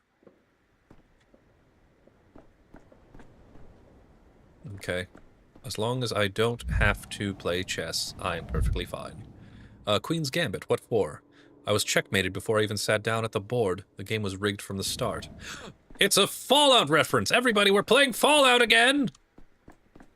Just kidding. We're not doing that. Alright, here we go. I have entered this room. It Yes? Hello? Oh, the laboratory. Platon should be here. And, oh, it is the Inquisitor. You are an Inquisitor. Hello, Platon. Platon, my assistant. Very intelligent, full of political insinuations and witticisms. Sometimes I'd stay up late with him, over research and an uncorked bottle. He made so many ironic remarks about his unhappy personal life that eventually I realized it was a source of great agony for him. This is our chance, I tell you. Carpe diem. If we want to save the lab, we have to seize the day. People, yes. Godskin, covered in skin. That's what they are. People. Platon, you are so creepy. I'd like to ask the esteemed bachelor first. What do you think of this Lilich woman? I don't know her, so I don't think anything of her. I've been to the lecture. Lilich spoke of the Inquisition's function, of the hierarchies, of how the law works. And you know what? I believe this is a sign. Thanatica needs protection right now, like never before. And who would protect us better than the Inquisition and the law? I'm not sure.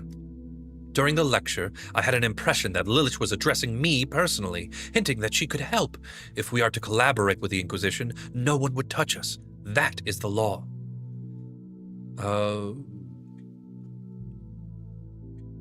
This is a horrible idea. Everyone who's ever collaborated with the Inquisition has come to a bad end. Yes, indeed. I agree with the bachelor. If we swear, the only reason why maybe this is personal bias, dear listener, but I have never experienced the Inquisition in any sort of whether historical or fictional, to be ultimately a force for good.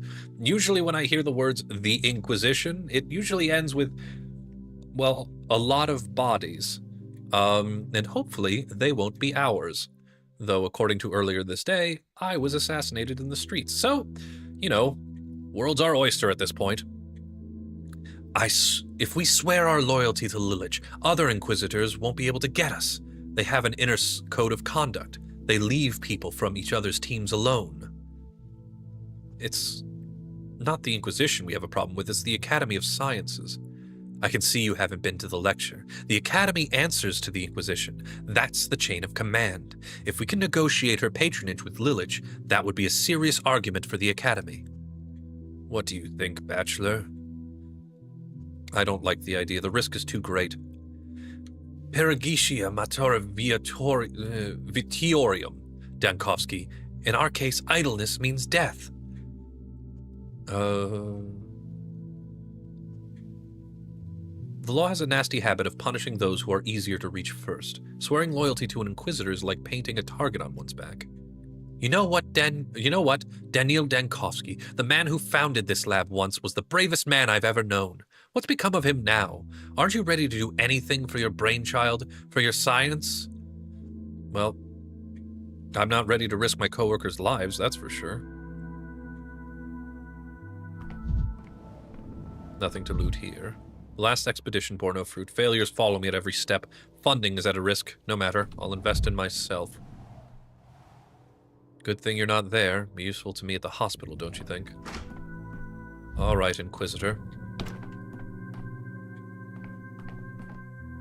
What do we have here? Oh, very lovely.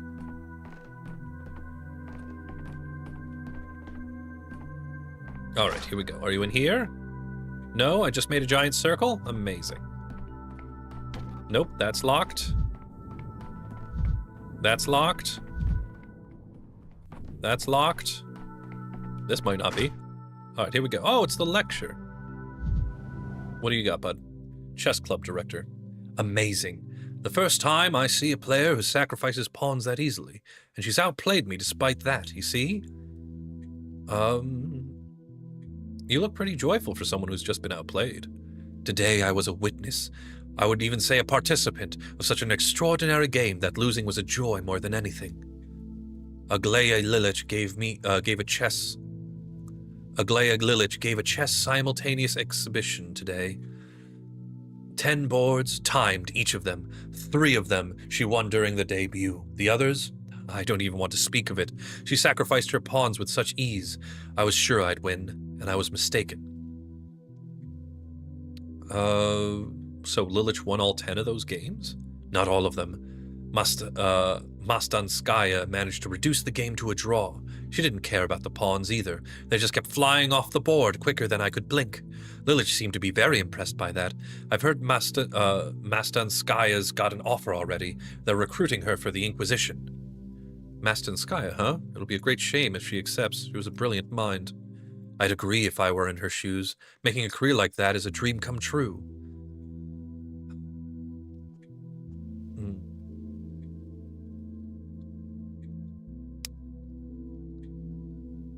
Temer de seria tua. Nothing is more dangerous than a dream come true, especially if the Inquisition is involved. Today, you're very close to an Inquisitor. Tomorrow, you'll face the wall for that exact reason. I've heard it was the other way around. Before, it used to be dangerous. Now, if you work with the Inquisition, no one will touch you. If an Inquisitor executes someone who works for another Inquisitor, they will have problems, you know. They no longer do that.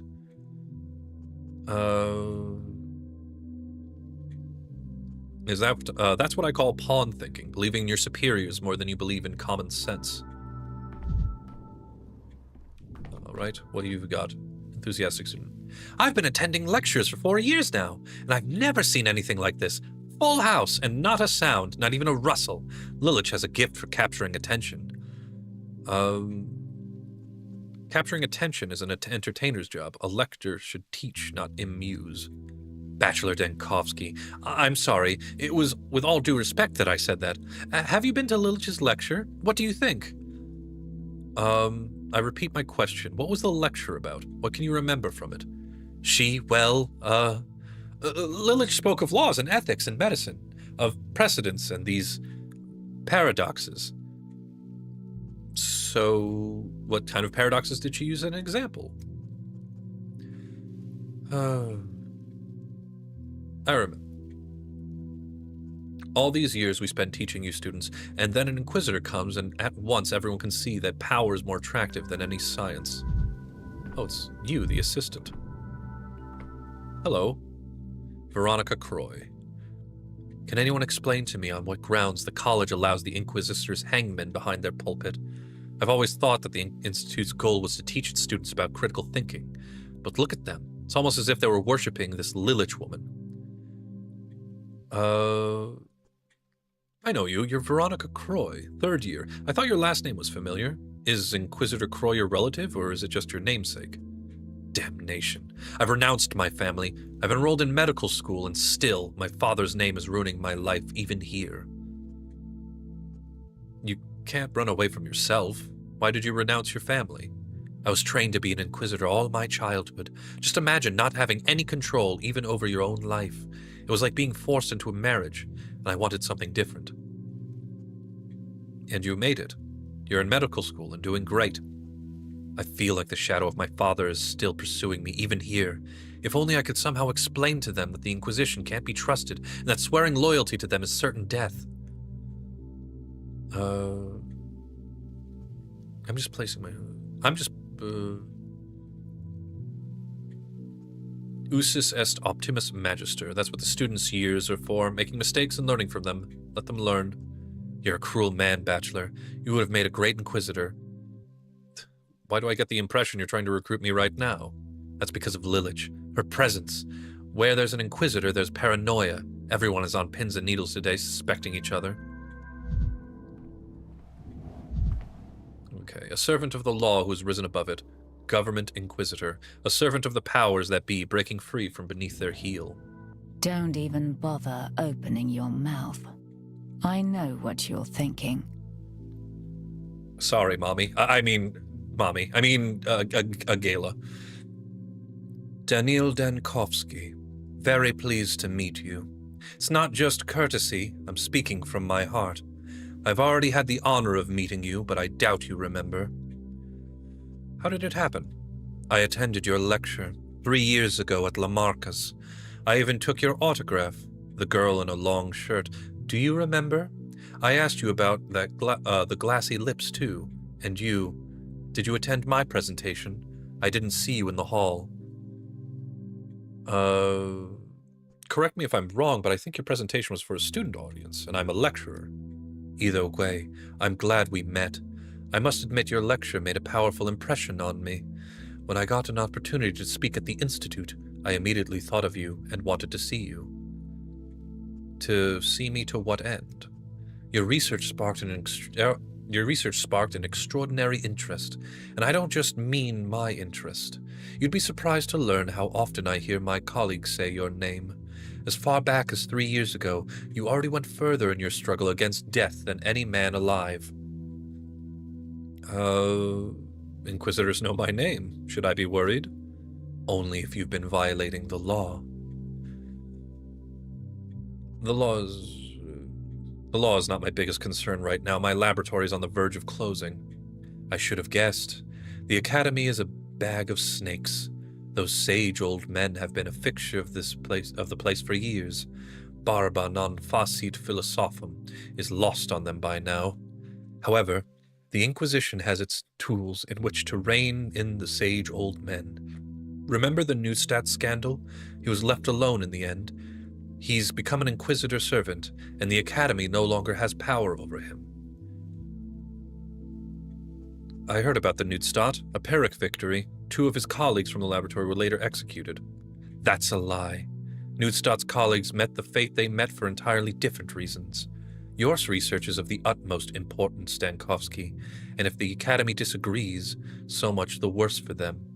You need protection. You're going to protect me from the Academy, but who's to protect me against you? Well then, Bachelor, play this chess game as you see fit, but you'd be surprised how the situation changes as soon as a servant of the Inquisition speaks the name of their patron and adds, Judica causam tuam, pawn to queen in 1. How do you like that?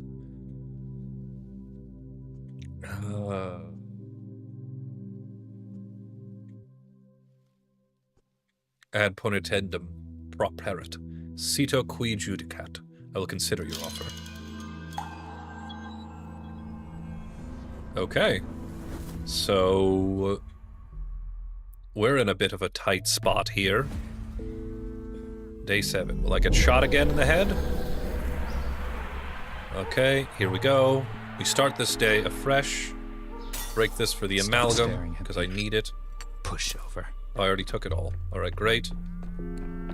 Eva Heron, hello. How's the infection going? Quite awful. I die today. Amazing. Okay. Can I just stay in the Stillwater? Is that so wrong? Would it be so bad? Alright, here we go. Alright, here we go. Oh, hello. Do I take a sample from you again? No. How long have you had the sand pest? Let's take your medical history. Test subject, day 1. It's nice when the patient doesn't interrupt. Okay. Never alone. I mean, the cow is mooing up a storm, dear friend. Alright, here we go. We start the day. Did I already load up my whatever? Yes, we're all loaded up there. Let's take a whole bunch of stuff for the day. Anything in here? No. Great. Uh-huh. Mm-hmm. Great. Christ, it's you guys again? Okay. Hello. Wait a moment, citizen. So let's go through this again. Okay. Let's start again. Wait a moment, citizen. We're looking for Daniel Dankovsky. We're told he was staying at the Stillwater. Oh, I see. Karminsky sent for me. I hope you don't intend to wasting the precious time of Aglaea Lilich's servant. Come on, people. Judica causam tuam. Wait, what did you just say?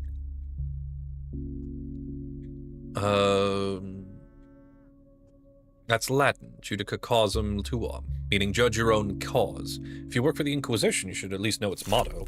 You know Aglaea Lilich? What a keen perception you have. How did you know? What should we do now? I didn't expect him to, be one of Lilich's guys. Me neither. Let's just take him to the cathedral. The boss can sort it out himself.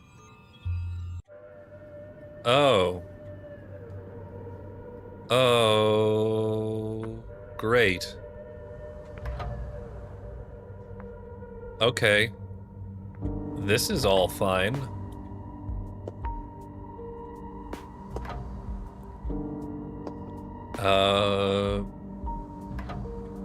Okay.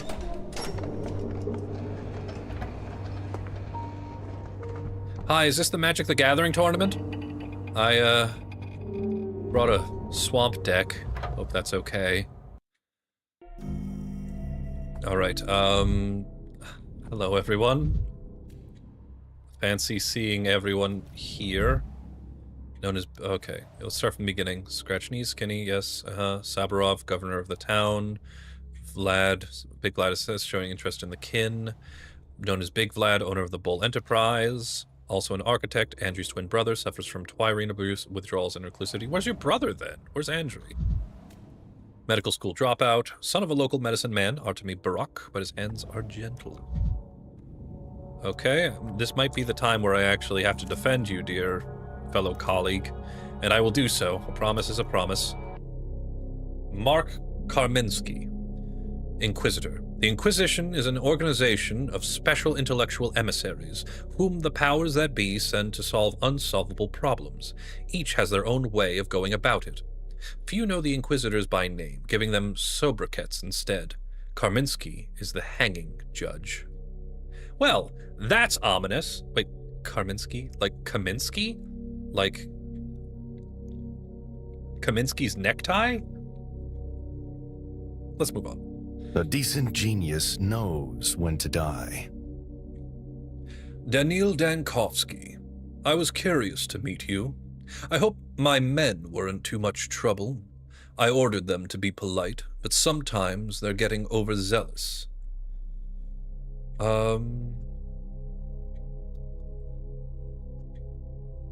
Well, at least they didn't try to execute me on the spot. Your sense of humor doesn't fail you, even in the middle of an epidemic. I'm glad to see that, especially given the circumstances. I've recently heard some terrible news while leaving the capital. My condolences. What news are you talking about? Ah, of course. This place has no line to the capital, so you don't know. Hearings are being held as we speak concerning the shutdown of Thanatica. I can imagine how tough you're having it. They're taking the wrecking ball to your brainchild while you're here. I am here. I can see what's on your mind, and I advise against it. I've been made aware of someone in this town who said to help people escape the quarantine. One Grigori Filin, I think? Some name that sounded like a verb. My men were already on the lookout for him. You sound like you're baiting me. Brought up escaping, named the man to turn to. Perhaps I'm testing to see how sensible you are. Or perhaps it's the other way around. I'm trying to keep you from making a horrible mistake. I know human nature. People aren't wont to do awfully stupid things. People are wont to do awfully stupid things, such as rushing over to the capital to attend a hearing, hoping against hope to save their science, even knowing there is no chance anymore. I need you here.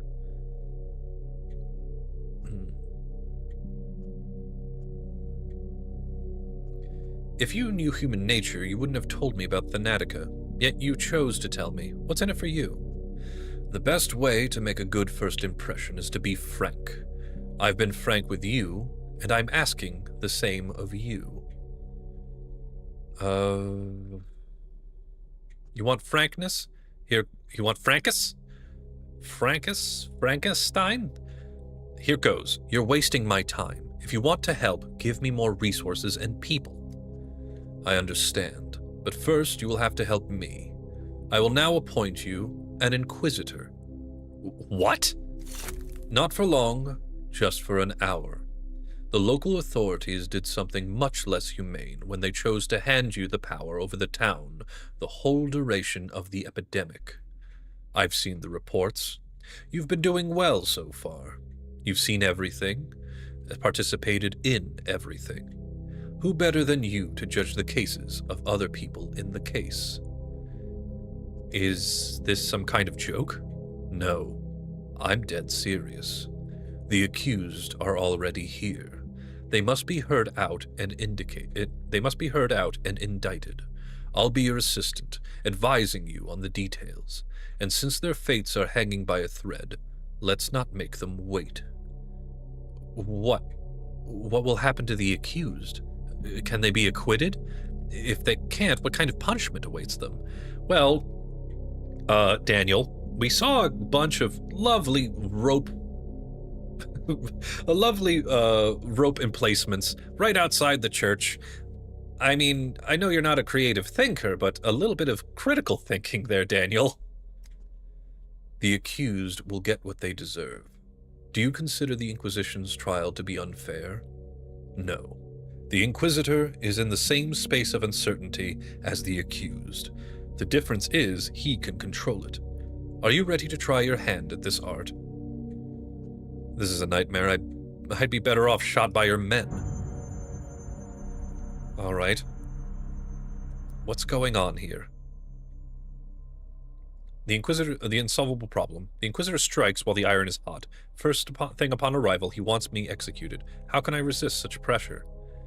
The Inquisitor shall not touch the Inquisitors. This is the law. Okay. This is going to be an awful endeavor. Let's begin. An iron heart beats in bullets. One Artemy Barak, nicknamed the Ripper.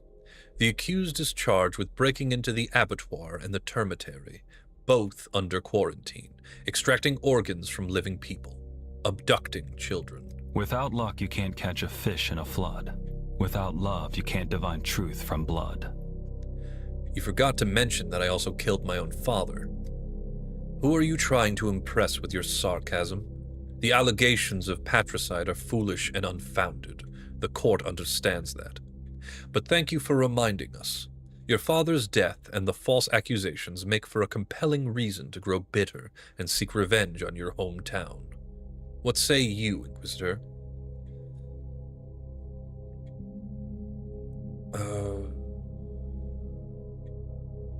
I don't find it plausible that he sought revenge on anyone, least of all an entire town. Thanks for not turning me into a bogeyman, Emshen. You'd be the only one. His motives might be up for debate, but his actions are tangible. So let us examine each charge separately. First, visiting the abattoir, possibly the termitary. A gross violation of the established quarantine. Does the accused plead guilty?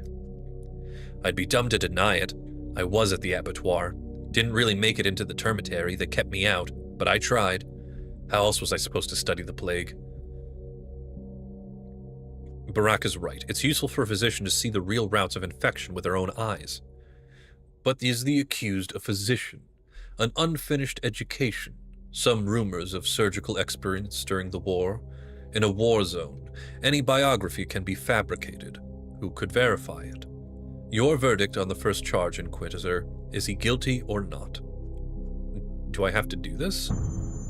Yes, Emshen. These are the rules of the game you've been dragged into. But in that case, not guilty.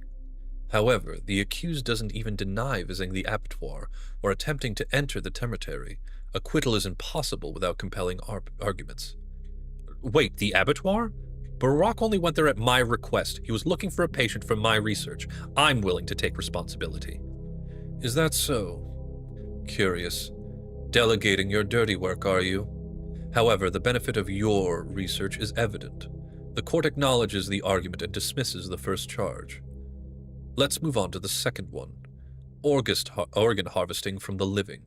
In other words, aggravated murders committed with extreme cruelty.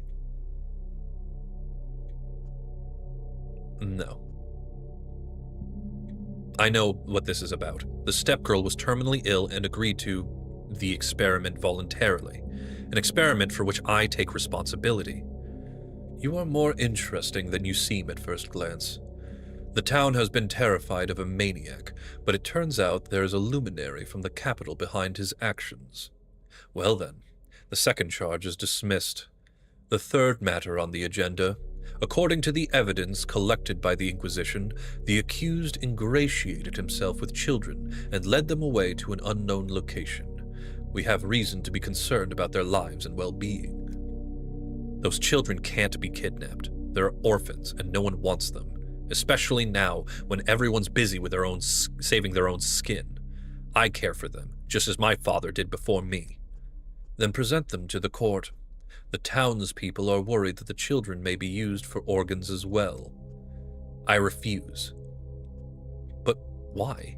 I swore to protect them, and so far the Inquisition seems worse than most of the threats I faced before.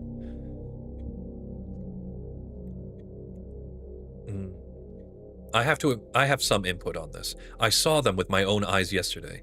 Half the town's children are putting themselves in greater danger than the orphans in Barak's care.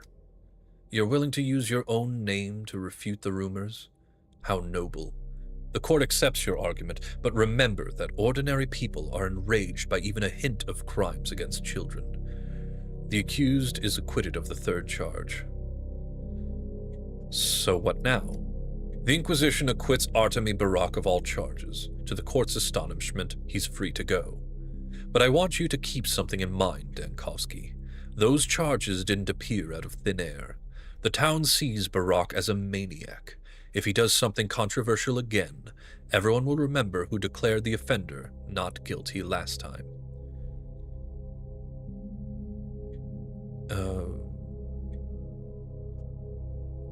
You're making him my responsibility? Well, I guess that's my own fault. Thank you, Onyan. I won't forget this. Onyan? That's a new one. It means wise one, the most respectable form of address. It's only used for those who truly understand how our world works. I should have started calling you that ever since you came to me that night after my father's funeral. I will from now on. I'm grateful too, for all your help and yourself. Oh, God. Oh, this is going to be so many. Dear viewer, this might be a late night. I hope you can appreciate this. I want to complete this section before we really end things off. Seems only fair. Next up. Not incurious. The accused, Peter Stamerton, designer of the polyhedron, accused of assault on reality by way of impossible artifact creation, which puts the population at risk through its sheer impossibility. That is a crap charge. That's dumb. That's stupid. What is an assault on reality? Is it defined by law? Don't teach me to dance, pal. Been a clown all my life. Since this trial, I propose we narrow down who assaulted whom. Did I take a gulp of reality, or did it swallow me? I'd say it goes both ways. Look at him, Dankovsky. Couldn't even come sober to his own trial. I didn't know about the trial. They snatched me right out of bed this morning. At least they gave me some time to dress, or I'd be standing before you in my small clothes. Enough small talk. Let us return to the matter at hand.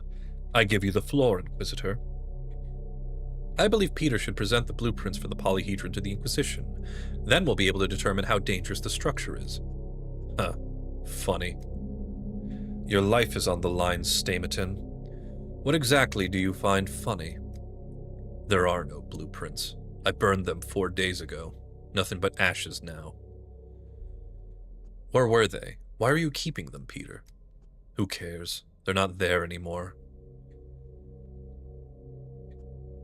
So what do you expect us to do now? Can you at least explain in your own words how the polyhedron stays upright? How it doesn't work? If you need that explained, there's no point in even trying to make you understand. You wanted to accuse me, so you did. You want me in prison? Prison it is. The noose, even better. Can we get this over with? You're giving me a headache. I think you're lying. You haven't burned anything. A curious suggestion. Can I hear your reasoning? I have none, just a gut feeling. Give me some time. If the blueprints can prove him innocent, I'll find them and bring them to you.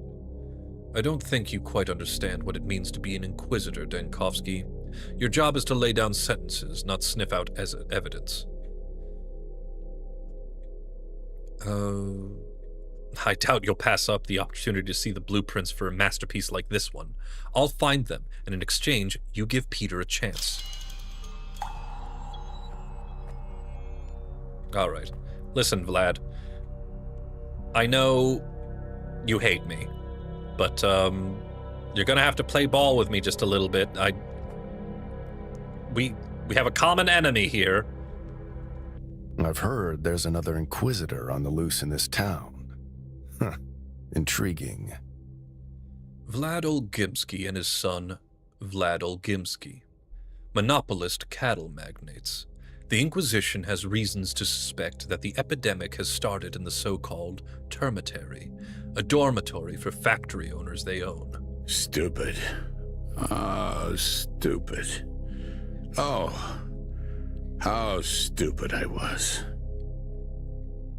This is ludicrous. That's why I closed the termitary in the first place. I quarantined it, you see. I've saved the town, and now I'm to blame. According to our information, locking the termitary has led to everyone inside dying en masse. What do you say, Inquisitor? The accused claims he did that to save the town. Does this look like salvation to you? Technically, isolating the infected is indeed an important part of fighting an epidemic. This is it. Tell him. Bachelor, tell them all. It was the town we were caring about, the people. Didn't let doctors in, because they'd go in and never come out. They'd be torn apart there. You've created an immense petri dish, which the plague used to grow in strength before bursting out into the town. If you want a house of cards to stand, you'll have to breathe softer. It was my fault. Silence, you fool. Don't listen to him. He's nervous, young, talking nonsense. It was no one's fault.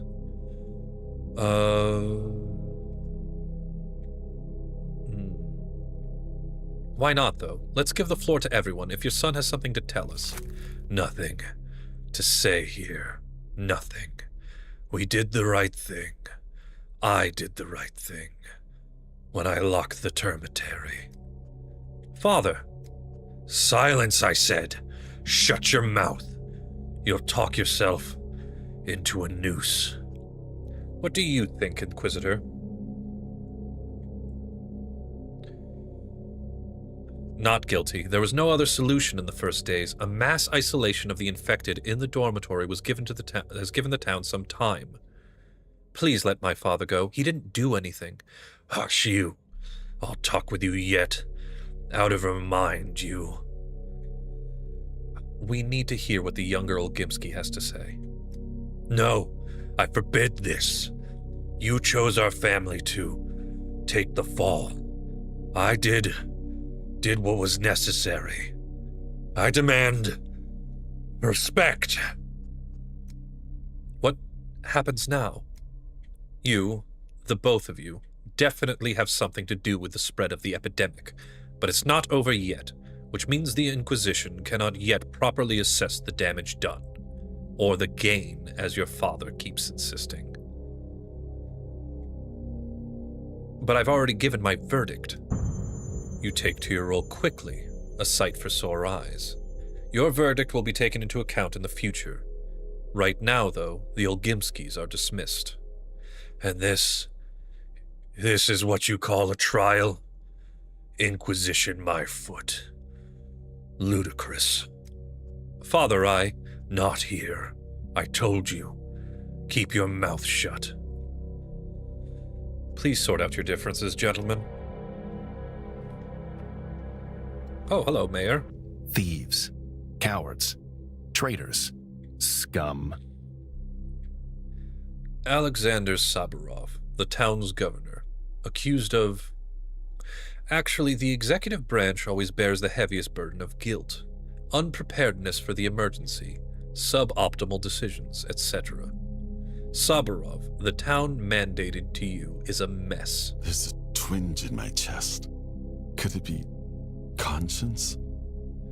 I request that the court take into account that our town is different from others, which means maintaining order in it requires a special approach. Special? The court will take note of these words, Saburov. Inquisitor, what is your opinion on the performance of the executive powers? The governor has handed his power over to me for the duration of the epidemic. He also assisted the emergency command in every way possible. The first outbreak has shown that the most effective measures in an epidemic are those taken by a doctor. I am grateful to Daniel Dankovsky for shouldering this burden, taking over the emergency command. The Epidemic Emergency Command, yes.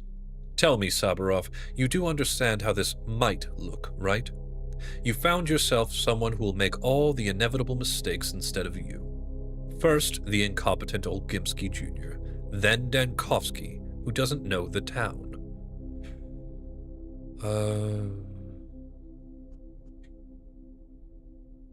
Governor Saburov understands his own limitations. I can see no crime in this. Your point of view is clear, Inquisitor. Now, let's consider the additional circumstance. Do you know this young lady, Saburov? Warm hands, cold heart, huh? The saying goes the other way. How are you, Father?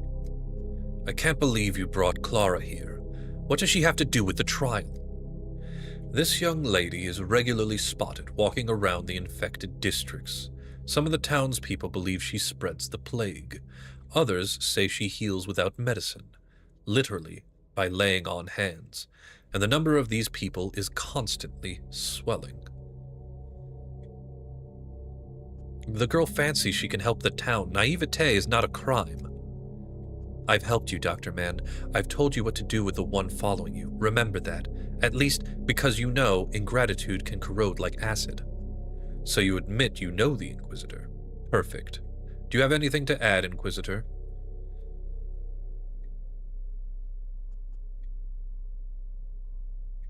She's been to the first infected house and she's reported it to Saburov. She was trying to stop the plague. Thank you, Dr. Mann. I was doing this for you too. For everyone. Let's take a closer look. The young lady visits the infected districts with the unknown purposes. She lures the townsfolk into a cult of her name.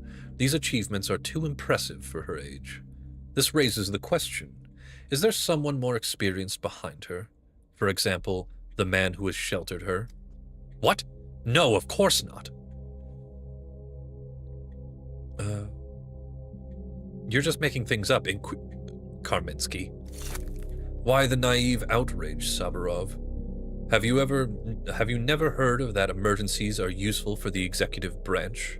The temptation of emergency powers, which can, with enough cunning, be prolonged indefinitely. Here's the hypothesis. Both the cult and the spreading of disease by the young lady play right into your hands. You're the director and the puppeteer of her deeds. No, I didn't know anything. In fact, I asked her to be more careful to avoid coming close to the infected houses. Did you go there, Clara? What deeds? What directing? How could you direct what you don't know about? Wait a minute. Either you are the adoptive father, which means you are responsible for your daughter and whatever she does, or the young lady is on her own. So what will it be? Are you responsible or not? You can't put the question like this. I repeat, I knew nothing.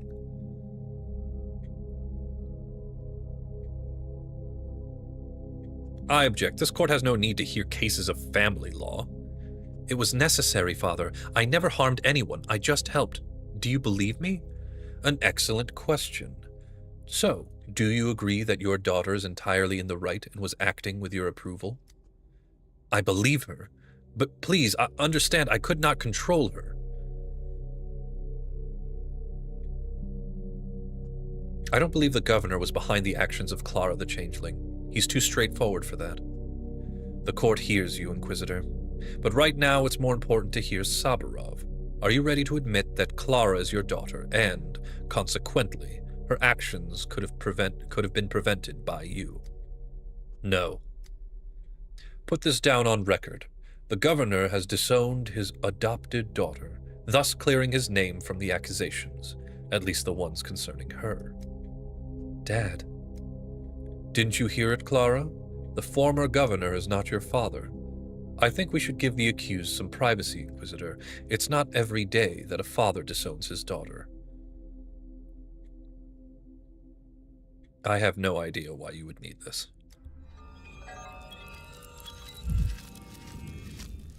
Hey, you're a piece of garbage. You are human trash. I hope you're happy with yourself, and I bet your wee-wee is the size of a very small thing. 1, 11, 100. No, it doesn't work. Thank you for your cooperation with the Inquisition, Denkovsky. So, is this line of duty to your liking?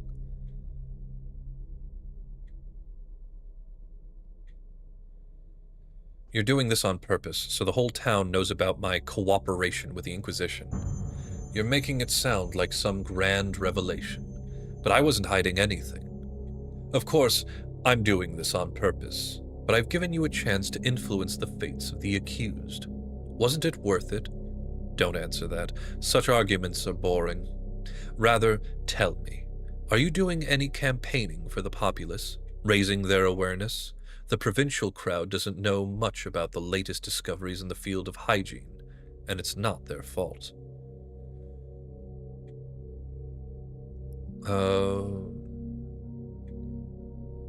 We're doing everything possible. If there were measures that haven't been taken, that means there were reasons. There's another thing. I've looked at the documentation of your emergency command.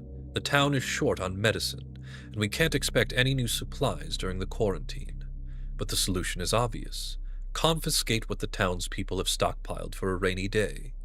You need to be bolder, Denkovsky. You hold the power. You want to play switching roles some more? Decided to take my place now? I've given you a hint, that's all. It's up to you whether or not you want to use it. It's just my job is to stick my nose in other people's affairs. Though I admit your affairs are of less interest to me than what the Canes grace with their patronage. It's curious to be in a town that has so many assaults on reality in one place. What do you mean by that, after all? What is an assault on reality? I don't have time for lengthy discussions. Let's try to be brief. There are laws, and there is the law, that which defines the shape of reality, the sum of facts it consists of, as well as the potential opportunities for its development. Are you still with me? More or less. By virtue of having free will, people sometimes make attempts to break the law. In most cases, futile. But on some rare occasions, they achieve a certain degree of success. At the seams, the tears in history's fabric. At the seams, the tears in history's fabric. That success is That success is unstable. Reality is always trying to push that out of itself. You could say reality has an immune response. You're contradicting yourself. If the law defines reality, then how can it be broken at all? You're asking the right questions, Denkovsky. It's impossible to break the law. That's why its breaches are called impossible deeds. If they take material form, they're called impossible objects. It would be easier if you could name some examples. To avoid disclosing the secrets of the Inquisition that you are, after all, not a part of, I'll just name the most well-known ones that you might have heard about. An example of an impossible deed is the free circus performed of the Double Star Man, flight without any kind of contraptions involved.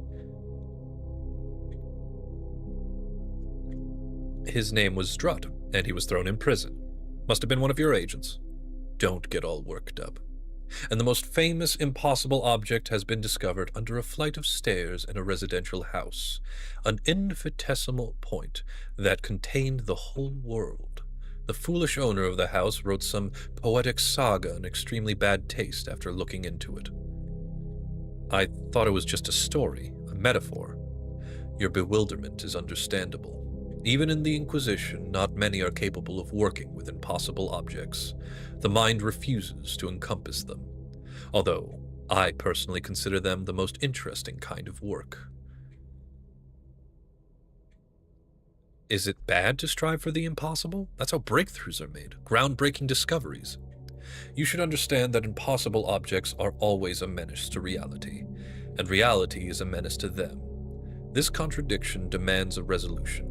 That's why they need to be studied and disarmed. I hope your curiosity has been sated, at least for today. I need to get back to my job. I have a job of my own, now that you've decided that you've chosen not to execute me anyway. Hygiene awareness can inform the population about hygiene rules. And new decree idea, require people to surrender surplus medicines. We're not going to do that one, because I do not want to antagonize the people. Alright, so what have we uncovered? Oh, we have uncovered quite a bit. Special powers. Tonight the Inquisitor will show his justice. No, it's over here. Where do you start, mind map? Alright, we start here. Trial of the Ripper, yes, and then acquitted. Everyone has been acquitted. Alright. Utopians, Canes are represented. Did they wriggle out? How did they get out of the Inquisition? Are they siding with the Inquisition? Oh, you sons of guns. Peter Stemmons is accused of attempt to reality without his brother. Peter has been found guilty of the desire to destroy blueprints of his very own masterpiece on the third day. On the third day? So I have to go back to the third day again. Okay, you know what? I'm happy to do that. Unbearable choice. Yes, then I was killed, but I can't just flee. I must try to help the people. And this time, well, grief can help, but grief is hiding from the Inquisitor. Where to look for him? I'm not gonna courtesy visit. The Inquisitor demoted Sabrov and forced him to renounce his daughter. Perhaps I should express sympathy. Okay. I'm not gonna bail on the town. I have already too much invested. You guys gonna let me out? You! Why weren't you in there? This has all happened before, hasn't it? And Danil, my father's in the Crucible. He's in a bad way. You have to examine him as soon as possible. I implore you. What happened? Early in the morning, the Inquisitor came to us. He's pressed charges against my father and carried out the sentence right there, on the spot. What kind of charges? He said something about impossible objects, and that father is being accused of instigating the creation of such objects. Please, we have little time. You have to help him. His condition is very bad. All right, but at least tell me exactly what it was the Inquisitor did to him. The Inquisitor touched his forehead and said something quietly, and since then, Father's just been sitting down, looking straight ahead. It's been several hours. I've never seen him like this. He just has this glassy stare, totally blank. It's like he's turned into an impossible object himself.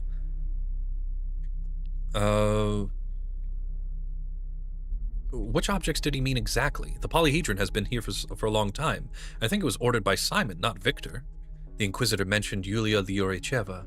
He said Lyuricheva said something commissioned by Father, and that was an assault on reality. It's all her fault. What exactly was the object that Lyuricheva has created? What could she have done to attract the Inquisition's attention? I don't know. Does it matter? Why do you even care about these things? My father is the victim here, and you're questioning me about Lyuricheva.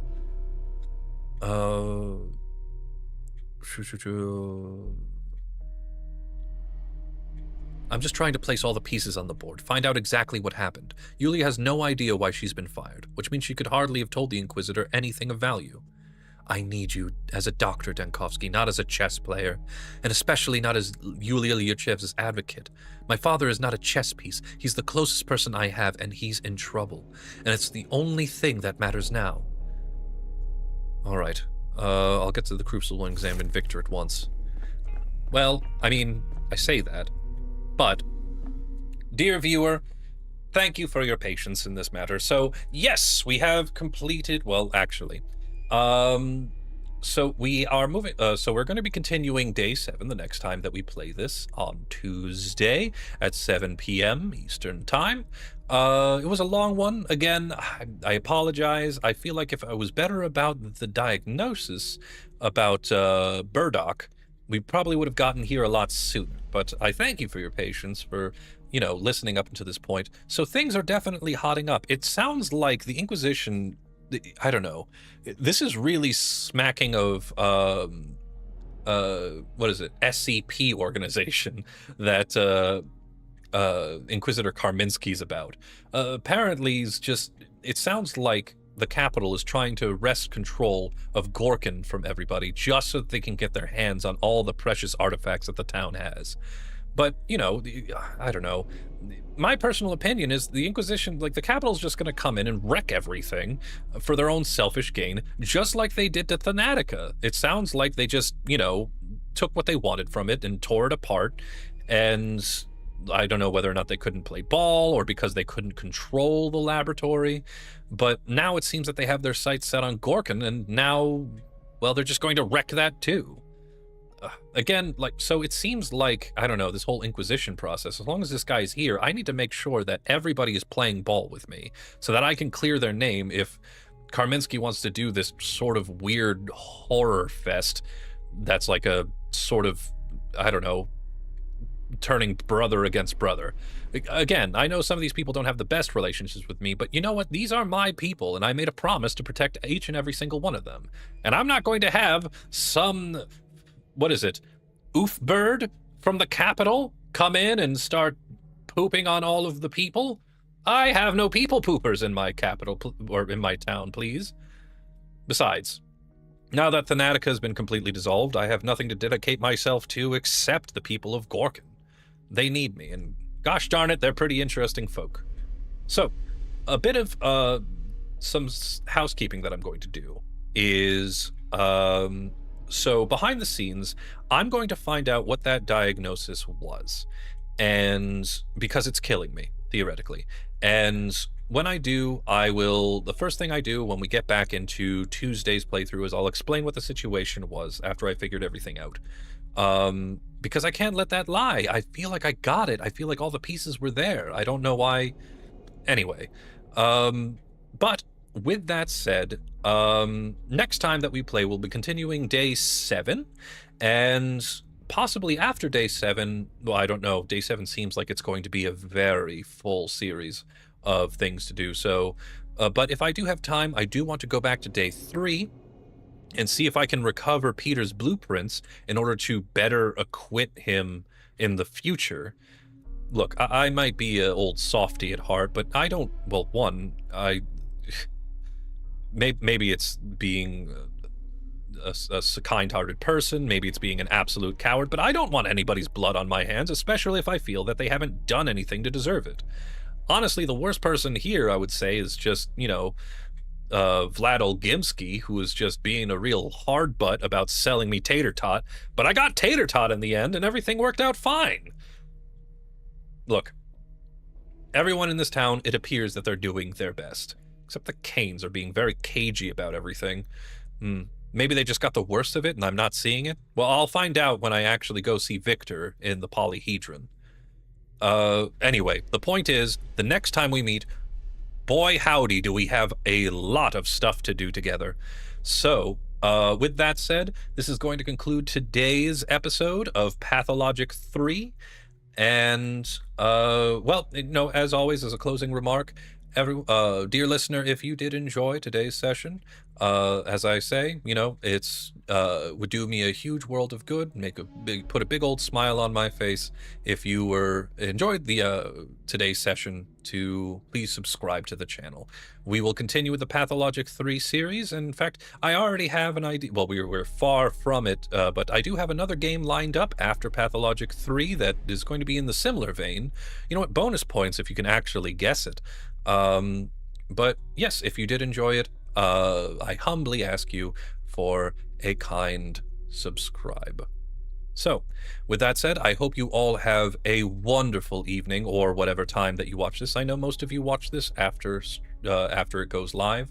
So, whatever time it is, if it is evening, if it is day, if it is any time at all, I wish you the best of luck, lots of happiness, and until next time, bye-bye.